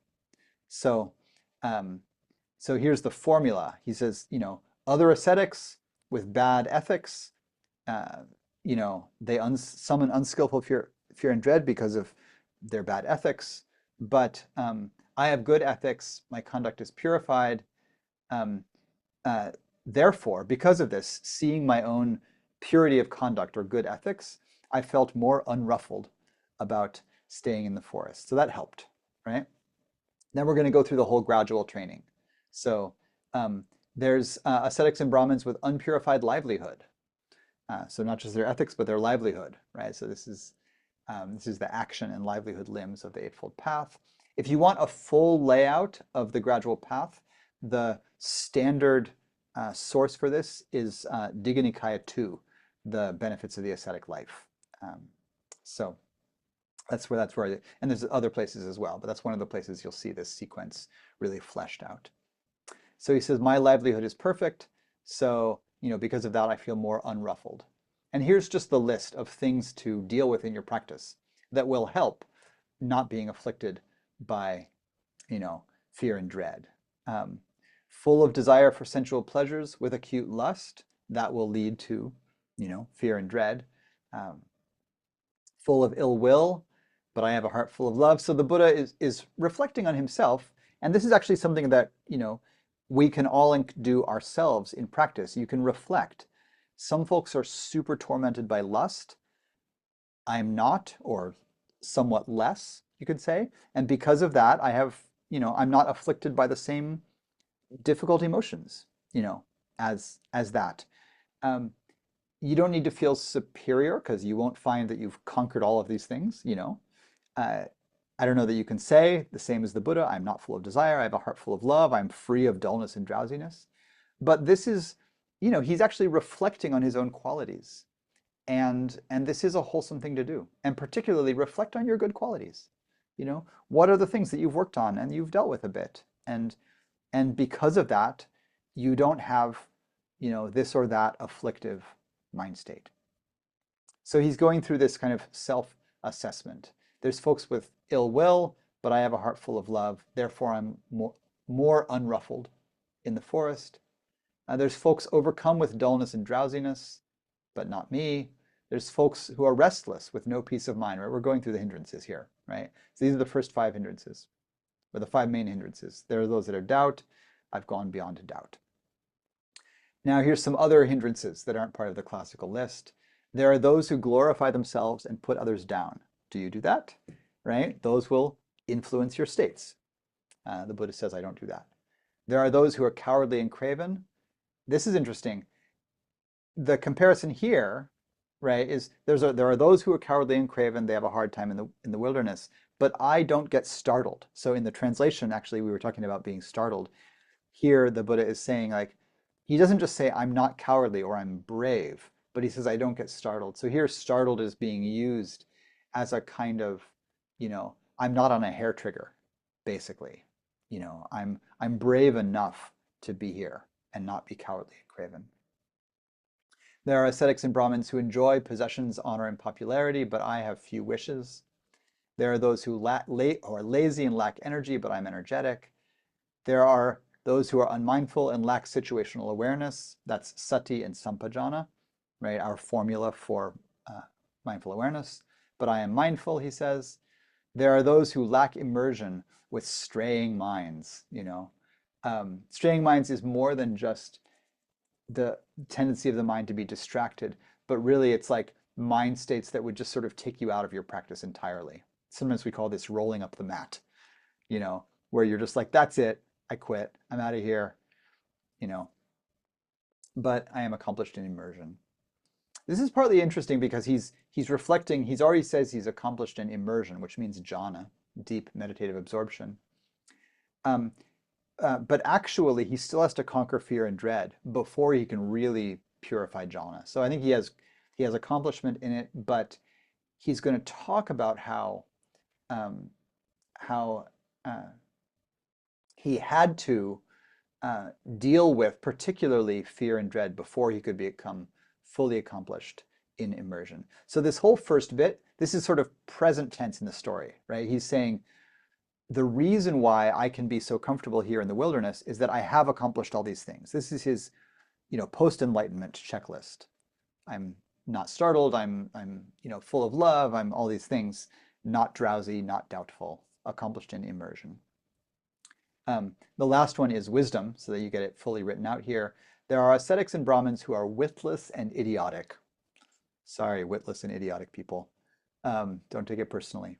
But it's the opposite of wisdom. So there are fools who are witless and idiotic, and they summon unskillful fear and dread because of that, but I am accomplished in wisdom, therefore I am unruffled. So now, when he says, then I thought, so now he's going to go into his story of the past.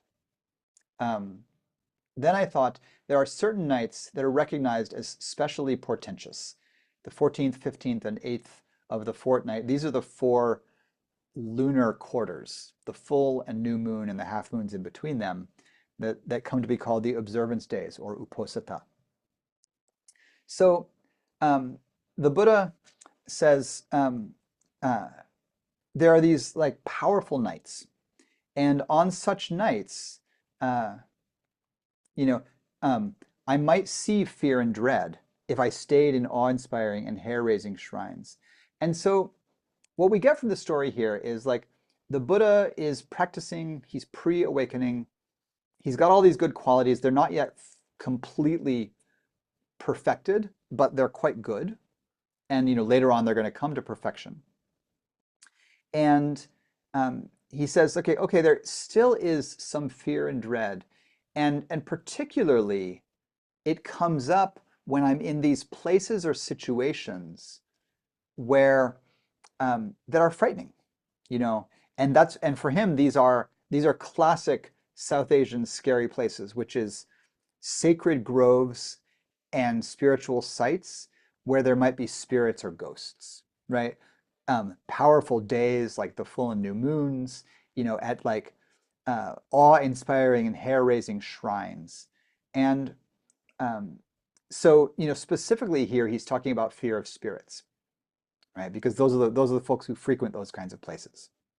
And if you want a beautiful contemporary example, right, there's a famous story that Ajahn Chah tells about himself doing exactly the same thing. So the contemporary Thai master, Jack Kornfield's teacher, Ajahn Sumedho's teacher, my and many of our grandfather teacher, we could say, found that he was afraid of ghosts commonly, and he made himself go to a cemetery, charnel ground, where bodies were being burnt, because that's where the ghosts are, where he could confront this fear by being right there. So he does exactly the practice that the Buddha is describing here in this text. So the Buddha says, okay, there's still some fear and dread that I can perceive, but it's situational. It comes out only in these, times. So let's trigger that. Let's go to this thing that I perceive as dangerous and that I want, so that the fear will arise so that I can deal with it. So sometime later, that's what I did. So he goes to an awe-inspiring and hair-raising shrine in a park, in a forest. So he's camped out in a creepy old shrine in the forest. As I was staying there, a deer came by, or a peacock snapped a twig, or the wind rustled the leaves. And then I thought, is this that fear and dread coming? Right? So living in the wilderness, it's both beautiful and terrifying, right? And this is a very ordinary, common experience. If you've been, if you've been camping at some point and it's it's in the night, and there's a new moon and there's a cool wind howling off the ocean, and and there's a snap of twigs, and what is it, right? This is a very, very common experience, and the Buddha's having it here. So he says, is this that fear and dread coming? And then he thinks, okay, why do I always meditate expecting that fear to come? And this is interesting in our conversation about memory and trauma.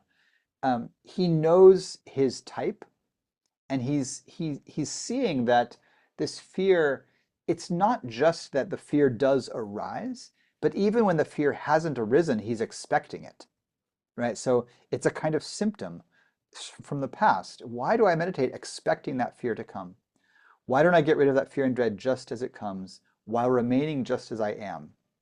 And here's the core of the practice that he is going to describe. Fear and dread came upon me as I was walking. I didn't stand still or sit down or lie down until I had got rid of that fear and dread while walking. So, his practice, as we do on retreat, is sitting in meditation, walking in meditation, lying down in meditation. All right, so you have the four postures: sitting, standing, walking, lying down, standing in meditation. So you have these four paradigmatic postures, but also, realms of action. Sometimes we're sitting, sometimes we're standing, sometimes we're walking, sometimes we're lying down. And the Buddha's core practice here is to not change posture or activity until he can get the fear to dissolve. And so, the fear and dread coming upon me, right? So this is activation. His nervous system gets pinged, he's activated, he's startled, he's afraid. So fear and dread has come. There's an energy in the nervous system. It's self-protective. It's fear, so maybe it's on the avoid spectrum, like he wants to move away, to get away. And one of the ways to get away from a feeling somatically is to change what you're doing, right? You're having a hard time meditating. What you want to do is get up and just stop meditating, right? If you're, you want to either move away or you want to somehow change what you're doing to respond to this feeling. And the Buddha is saying, I'm not going to physically change what I'm doing, right? So the fear comes while I'm walking, I'm going to keep walking. So he's walking in meditation back and forth, right? And he does the same for each of the four postures. That fear and dread came upon me as I was standing. I didn't walk or sit down or lie down until I had got rid of that fear and dread while standing. Likewise, sitting, and likewise lying down. So in each of the four postures, he stays there doing that until he achieves deactivation. So what is this going to entail? This is the heart of the practice here. When an energy or a state comes upon us that's difficult, like fear or dread, but you could say the same with the contactful responses, like anger, for instance, and the collapse responses like freeze. And energy comes into the body, takes over the body, moves energy in the body in various ways. And the nervous system has turned on a self-protective response. And the nervous system is the same nervous system that we had when we were, non-highly technological animals, when we were living largely in the wilderness, when our social situation was very small, and the threats were largely physical, right? And so these responses are physical. And so even when our modern response is complex social, like tending and befriending and fawning and other things, and that's very ancient, and that's not technologically modern, but those have become the predominant defenses in a world where many folks, not all, unfortunately, but many, where our dangers are less directly physical. But the nervous system still responds to danger primarily as if it's physical.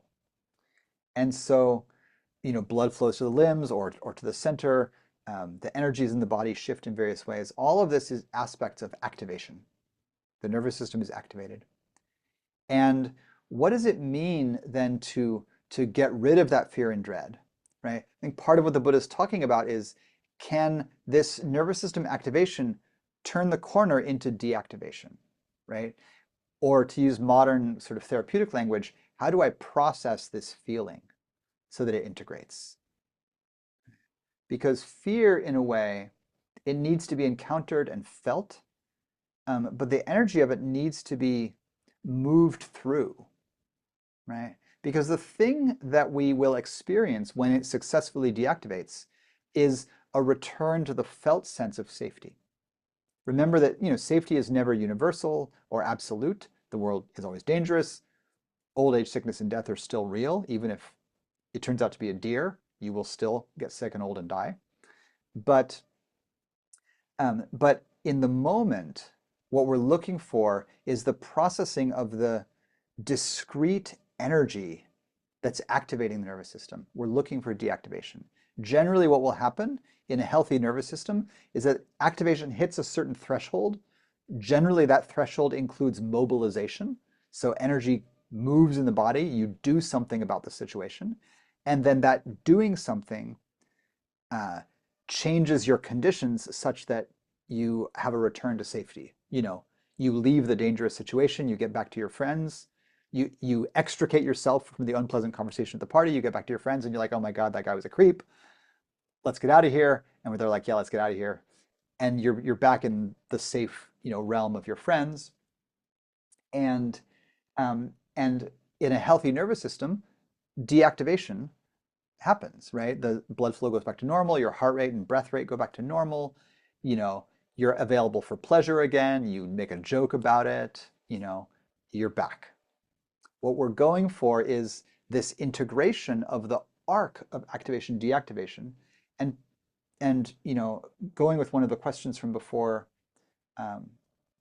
from our conversation, we are going for a deepening in discernment or wisdom that understands what's a threat and what's not, right? Oh yeah, I was startled by that conversation, but actually I'm all right, and we start to learn, and our responses will change over time because of this. So the Buddha is doing a kind of, and he's doing this intentionally, putting himself in a scary place in the woods. It's a kind of exposure therapy. He's saying, I'm gonna create the conditions where this difficult to bear feeling or energy will come up. Likely it does. And then he continues in the exposure vein to say, I'm not going to try to get out of it, right? I'm going to resist the urge to change what I'm doing. I'm going to stay with what I'm doing. And he communicates that somatically by, I'm going to stay in the posture. And so in our contemporary practice, this can include things like, when a strong hindrance comes up in sitting meditation, I'm going to resist just getting up. I'm going to want to. I want to just be like, right? doubt has arisen, I can't do this, like, forget it, I'm getting up. Or restlessness has arisen, I just want to get up. I don't have to, right? I'm not injured. I don't have to get to something in 5 minutes. I'm not late for class or whatever. I could keep sitting here, but I don't want to. He resists that urge, right? And stays. And so staying in the posture is, we can read as stay in somatically and sort of in your sensate environment as long as it's physically safe. And remember, nothing is actually threatening the Buddha. There's no angry spirit or angry tiger or hungry tiger or whatever. He's just in a scary place, And the Buddha will come to understand that spirits are generally not harmful, right? And the ones that are, there's ways to deal with them. And so he knows that he's not actually physically, literally unsafe, right? And so this is something, first of all, that we need to know, right? Like, you don't do this practice when you're actually in the patently unsafe, situation. If you're talking with, the creepy person at the party who you think might cause you harm, you don't do this practice of staying. Oh, I'm gonna come to deactivation by staying here. You're not going to come to deactivation there because the danger is clear and present. You get yourself out of clear and present danger, and then you process it later on. The Buddha is actually processing, an expectation that fear and dread will come, right? This is how we might talk about a trauma symptom, right? My attachment system has taught me that people are scary. So when I talk to you, even if you are the nicest person ever, my first felt sense is that you're scary and I want to get away. Once I know that about myself, I can practice staying, And so I'm going for that deactivation where there's some mobilization of like, wait a minute, I understand this. I know that I could move around in relation to this. I'm just going to be with it until it moves through. In somatic therapy, very often what we do is we practice this by bringing our attention to the somatic or bodily or sensate evidence of the feeling. This goes back to our opening conversation about what's a thought and what's an emotion. I bring it to the physical energy. So if it's restlessness, maybe it's like I can really feel it in the arms or legs. If it's, if it's fear, maybe I feel it in the pit of the belly or as a tension in the heart. If it's anxiety, sometimes I feel it as a buzziness or a vibration high in the chest, whatever it is. I'm going to stay in my posture until I can find deactivation on that. There are some strategies that we can then build into this as a practice. And there's lots to say about this. We'll say more about this in the whole course on Buddhist psychology coming up. But some of those core strategies, once we've decided that we're physically safe enough to do this practice, these strategies become how we direct our attention. So do I bring my attention fully to it? Let's say I discern anxiety in the chest and I want to get away from it, but I'm going to do this practice of staying in my posture with it until I can find some deactivation. There's basically a short menu of ways to use my attention with it, right? One is that I can let it be present in the periphery, but give my attention to something else that feels safe. I'm going to have my eyes open. I'm just going to be present with the external. And then maybe that's enough for it to do its thing. Other times, I want to bring my attention to it. I'm going to really look at it. Oh, it's hot, it's burning, it's vibrating. Okay. I can keep attention there. And often that will work. It hits a kind of threshold, like I can really see it, but I still know that I'm basically safe. And I can be with it through its arc into deactivation. In a certain way, that's the ideal. That I can really experience it, give my attention to it, and it begins to resolve. The pendulum, the energy shifts, it resolves. Other times, if it's more intense, giving my full attention to it will cause it to amplify beyond threshold, and then I start to freak out. If that's the case, then I don't just give my attention to it directly. Often this is true with things like chronic pain or or very intense states like rage or panic. I give it a little bit of attention and then I bring my attention out. So I oscillate or pendulate attention, right? I look around the room. That's going to bring a little decrease in intensity often. And then I bring it to the charged place. Oh, what is that? Oh, ouch. Ooh, vibrating, heat. I don't like it, anxious. All right, bring my attention out. And so attention in and attention out is a strategy. You can do this all in meditation, right? Some meditation techniques will encourage you to dive your attention right into the center of it and keep it there, whether that's physical pain or something else. Those instructions are great sometimes. Other times, bring attention in and out, or hold it even peripherally and bring your attention mostly out. But those are the main attentional strategies, right? Attention to it, attention away from it, attention back and forth, zooming in and out in various ways. So that often works with strong feelings in either the grasping or aversion spectrums, which somatically will be the fight and flight somatic responses, or the anger and fear emotional spectrums. The question arose, what if physical sensations are not felt? If there's distress arising but no physical sensations, your first guess can be that you're in the freeze territory, the freeze, overwhelm, collapse territory. That's the dissociation zone. And when that's the case, one thing that we can initially assume or hold as a possibility is that we're in that zone because the sensations themselves would be unbearable, or historically were unbearable. And so shutdown is better than feeling whatever it was that I would be feeling if I was connected more directly to the sense of danger. And so when there's freeze, very often you don't want to direct your attention right to the danger because you're already overwhelmed, and it tends to make it worse. So for freeze, you might say, just open your eyes and let them wander. Don't try to do anything. Just wait. There's just nothing to do. And in a sense, you take your eyes off of it, because any additional attention in a system that's already flooded is just going to add to the flooding. And so in somatic therapy, around when you're working with a very freezy system, you want to give it enough space to come through some cycles of activation and deactivation, but you don't want to pin it into a corner.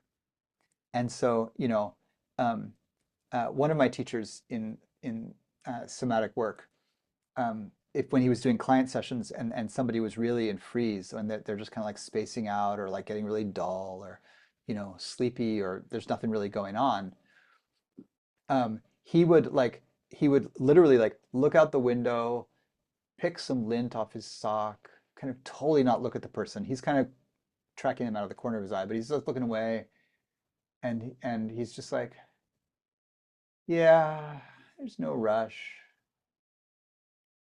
No problem, just hanging out. Like his tone is actually going to get kind of freezy because he's saying like, it's okay. I'm not going to add to the pressure on your system by being like, okay, tell me what it feels like. Like that's totally overwhelming for a system in freeze. So you just look away, right? And eventually the person's like, oh, I'm just so sad. And you're like, hey, we're back. There's actually a feeling. And then you could be like, oh yeah, sad. Or like somebody would be like, I'm just scared all the time. Or they'll be like, I hate this. And you could be like, great, we're back in the realm of palpable affect. And so meditating or in mindfulness, freeze and collapse states can be some of the hardest to be with, but actually, once you aren't scared of them, paradoxically, they're very easy to be with, right? They're just kind of dull, spacey. When I find myself in these states, very often what I'll do, sometimes I will physically change my posture. Like if I find a lot of freeziness when I'm sitting in meditation, sometimes I'll stay in the posture, but I'll like do some breath work to lift the energy. Other times I will bring myself to a somatic situation that matches the freeze state. Like I'll let myself lay on the ground and even fall asleep a little bit, or I'll kind of wander aimlessly around the room. Which reminds me of the title of a beautiful book of Billy Collins poems called Sailing Alone Around the Room. It's very good. Because what you want to do is you want to be physiologically or somatically coherent with the state. I think that's part of what the Buddha is saying is I'm just going to stay with it. I'm not going to try to change my state, right? This is not him saying like when a hindrance arises, diminish it, you know. This is him saying the hindrance has arisen, just stay. And you stay in a way that allows it to kind of go through its cycle and process through. Process just means feel, to be honest. Feel and understand. So feel with mindfulness, understand with sampajana, and come through to some deactivation. And so you do that with any of these three primary strategies, the anger spectrum, the fear spectrum, the freeze spectrum, or the approach, avoid, and disconnect spectra, greed, hatred, or delusion. So one last bit with the text here, and then we'll do a short meditation before we close and have space for maybe a couple questions. I'm not going to go through the whole text. The whole second half of the text is just a stock description of like, once I did this, you know, I was good to go. I entered the jhanas, I had the insight knowledges, and I was liberated. So that's a standard sequence. We'll leave it aside for now. But he comes through this bit of like, I stayed with it in each of the four postures. I didn't change it. And then basically this next bit is, and then I wasn't deluded. And that comes to this bit around discernment, right? How do I know whether something is dangerous or not? He starts in with this bit that says, there's some ascetics and Brahmins who perceive that it's day when in fact it's night, or the other way around. They're confused. They're not perceiving reality accurately, right? They think it's a threat when it's not. They think it's safe when it's not. This meditation of theirs is delusional, I say. I perceive that it's night when in fact it is night, and likewise. So if there's anyone of whom it may be rightly said that a being not be liable to delusion has arisen in the world, it's of me that this should be said. And from that point, it's a stock description of entering jhana, having the insight knowledges, and becoming liberated. So we'll leave it there because primarily here we're looking at the Buddha's somatic process dealing with fear and dread. All right, so we're going to do a very short meditation here, just a kind of like a tiny experiential, just a handful of minutes, and then we'll have a little bit of time for questions before we close. And so for this tiny meditation or exercise, I want you to think about something that happened very recently, maybe in the last couple days, that was unpleasant, but like mildly, right? So you're not going back into your history looking for your big traumas or your terrible assaults or accidents or anything like that, but something in the last few days that triggered one of these responses. You were annoyed, you were, angry, you were afraid, or you kind of shut down or got overwhelmed. So think about one of these. Bring something to mind here, and we're not going to share it, so whatever you come up with is fine.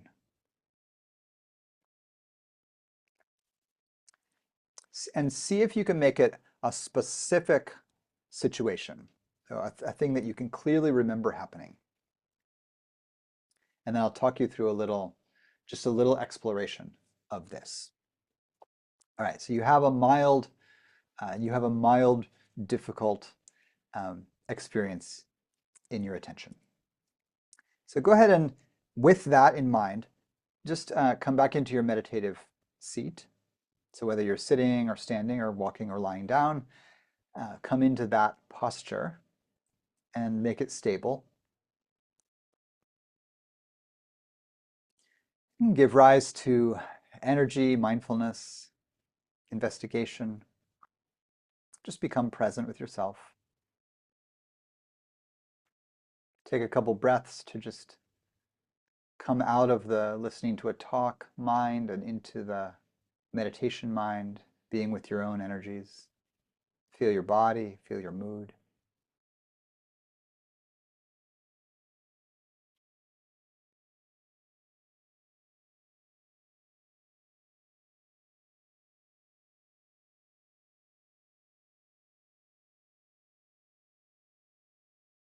All right, now bring to mind this situation, this thing that happened. And tell yourself the story of it a little bit. Just remind yourself, here's where I was, here's what I was doing, here's who else was there.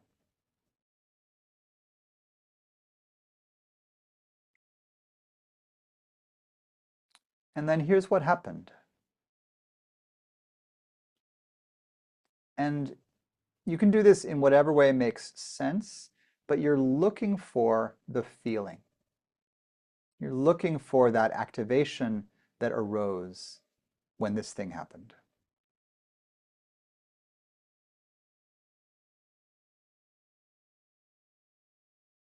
And if you find it and it's very faint, see if you can whip it up a little bit. Really tell yourself, like, what was upsetting about that? You know, even like you might like complain to yourself a little bit. Oh, they were like this or that. In whatever way works for you, see if you can find this unpleasant feeling.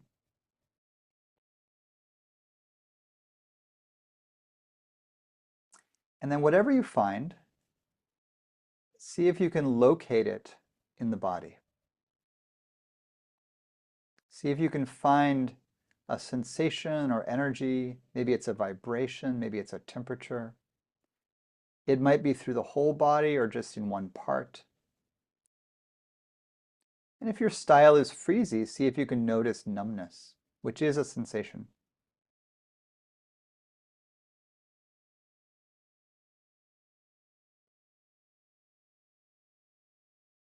And when you are noticing whatever it is, somatically, energetically, just stay. Let's just stay with it.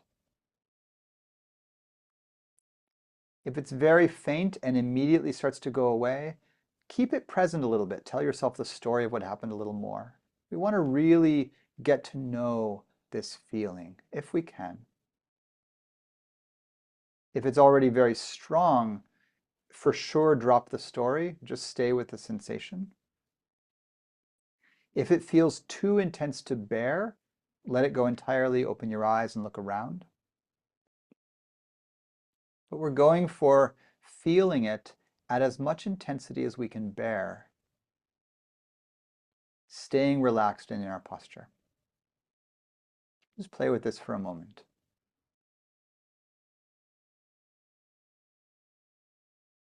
And as you stay with it, just notice how it changes. It may increase in intensity, it may decrease in intensity, it may stay the same.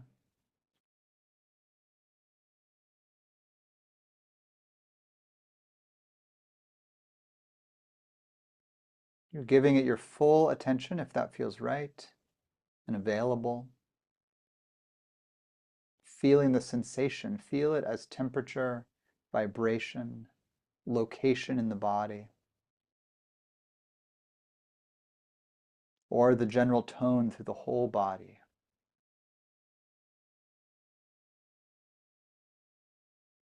And now, just let it do what it wants to do. See what happens next. If it begins to diminish in intensity, or if it already is diminishing in intensity, let your eyes gently start to open and just be with the whole body as it tracks toward being less intense. If it's getting more intense, open your eyes, be present with the whole body and see what happens. If you're tracking numbness, you're looking for any little change.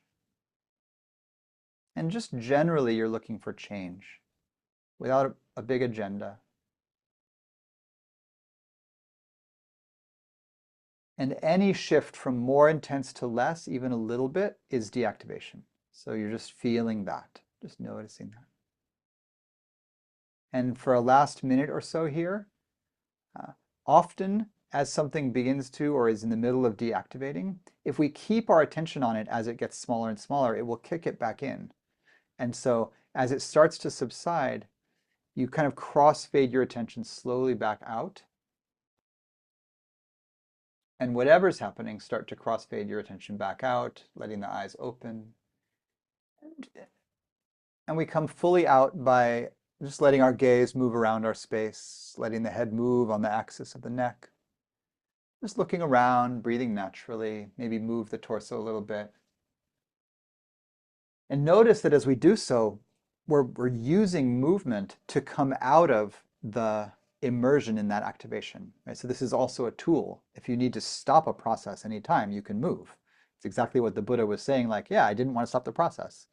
But when you're done with your practice, when he's done with his practice, you know, he's going to fold up his robes and, you know, go for lunch or go to bed or do whatever, walk, go to the bathroom. There's always movement as you come out of the process. And that's going to shift your state back toward the ordinary, right? So come back to, you know, ordinary, look around, let it go. And maybe just notice the residue, particularly if it got highly activated, just notice what's still here. And we'll just let it go. So, all right. So in our last, you know, eight or 9 minutes, I would love to hear any voices, maybe new voices from the folks that spoke up before. Any reflections on what you just did, or burning questions about this whole second part, about the sutta.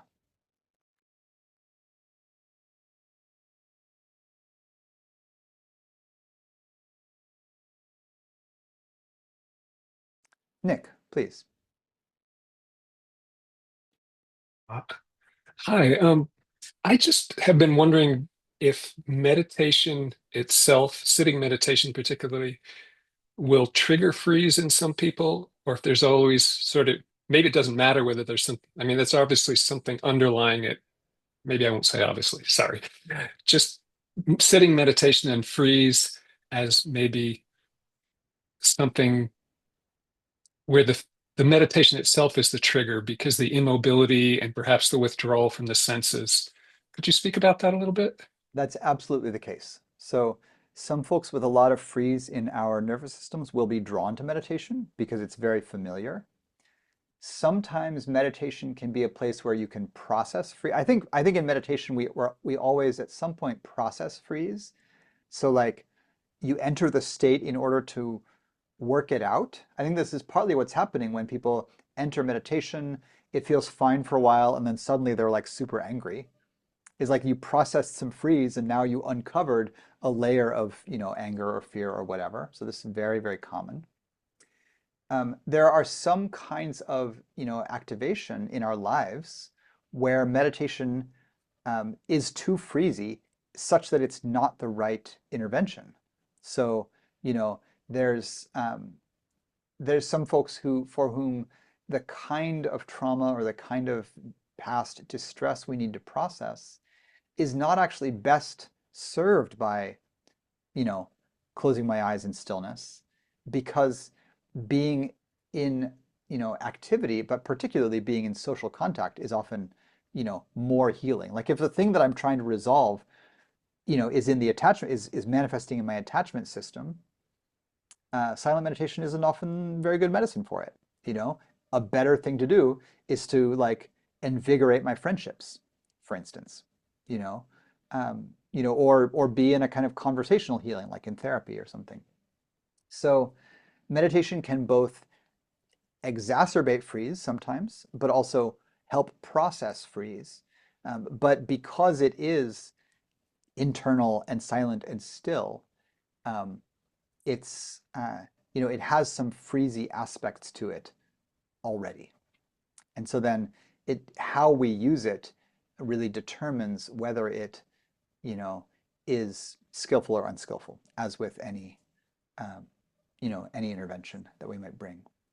And it's important to know that, meditation is not the Buddha's only intervention, and it's not his first one, right? The first thing he teaches is dāna, sila.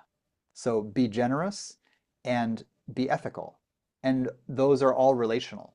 So the first thing we're told to do is to, serve others, give resources away, help others, tend our actions, be kinder, be more ethical, cultivate the Brahma Viharas, all of that are the prerequisites. Deal with your livelihood, all these things, deal with your speech. All of this is going to resolve a lot of traumas already. Ideally, so that when it's time to sit down in meditation, you've dealt with a lot of the old freeze, and so then meditation isn't going to deepen that freeze, but is actually going to be, a healthy place for you to then go further into tranquility and energy. Thank you. Right on. Yeah, good question. Other thoughts here?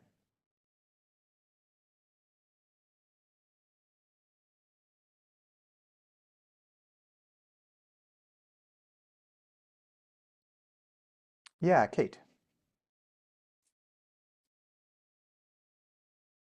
My biggest fear right now is of my own feelings, and particularly procrastination and overwhelm. My husband died recently, and I am so physically and emotionally overwhelmed, and I have so much to do, and I just want to go to bed, take a nap. Absolutely. Absolutely. Yeah. And then I'm afraid of that. Yeah. Condolences on the loss of your husband. That's a huge thing to be in. And, what recently means is different for different people. So that could be weeks, months, years. 1 month.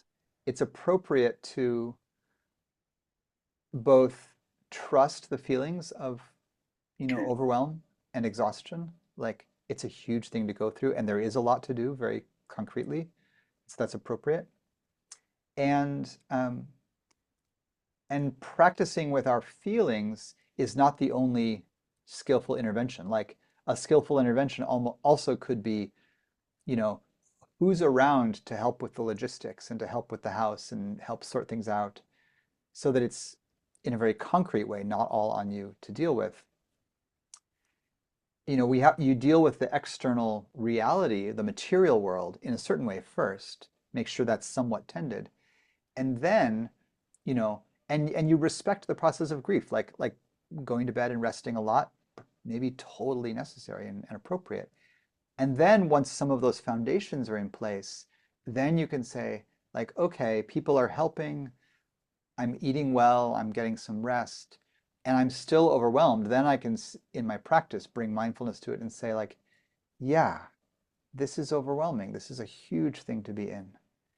And then you get to, like, invite the feeling, respect it, be present with it, But whatever emotional process we're doing, that doesn't exclude, skillfully meeting the situation in all the other ways, having good people around, all the things that you might also do. So it's really a mix of both then. Thank you. You're so welcome. Blessings. All right. Let's let it go there. So just to seal our day together, you can set down whatever else you're doing for a moment, come to the end of our time, come back into our posture, externally, internally. In a world of trouble and complexity, relationships, both safe and dangerous, loving and confused and hateful, may our practice be a light in the world. May we be a light and an island for ourselves and others in a sea of misinformation and confusing stories about who we are and who each other are. May our practice be supportive of our own well-being, the well-being of those we love and come into contact with, and radiating out from us to all the beings of the world, those beings in physical danger, emotional danger, those beings in starvation and war, danger of so many kinds. May all the wars end, and may the wheel of the Dhamma roll through all the lands, whether in its Buddhist form or beyond. May all the forces of goodness that support generosity, service, care, compassion, wise action, care for each other in the earth, may these forces strengthen more and more. May our practice be for our own benefit and the benefit of all beings everywhere. And may the merit of our gathering together today radiate through the earth and the heavens to touch all beings. And may all beings be free. May we be free. And gratitude for the Buddha, Dhamma, and Sangha that guides our way. So, thank you so much for being here. Really a joy to join you today, flesh out some of these teachings, this beautiful discourse. You're welcome at my weekly group and other teachings I hope to see you at, as well as future classes at Sati and the fall class series offered by Sati and New York Insight. Hope to see you there. So many, many blessings. Enjoy your weekend. Take good care.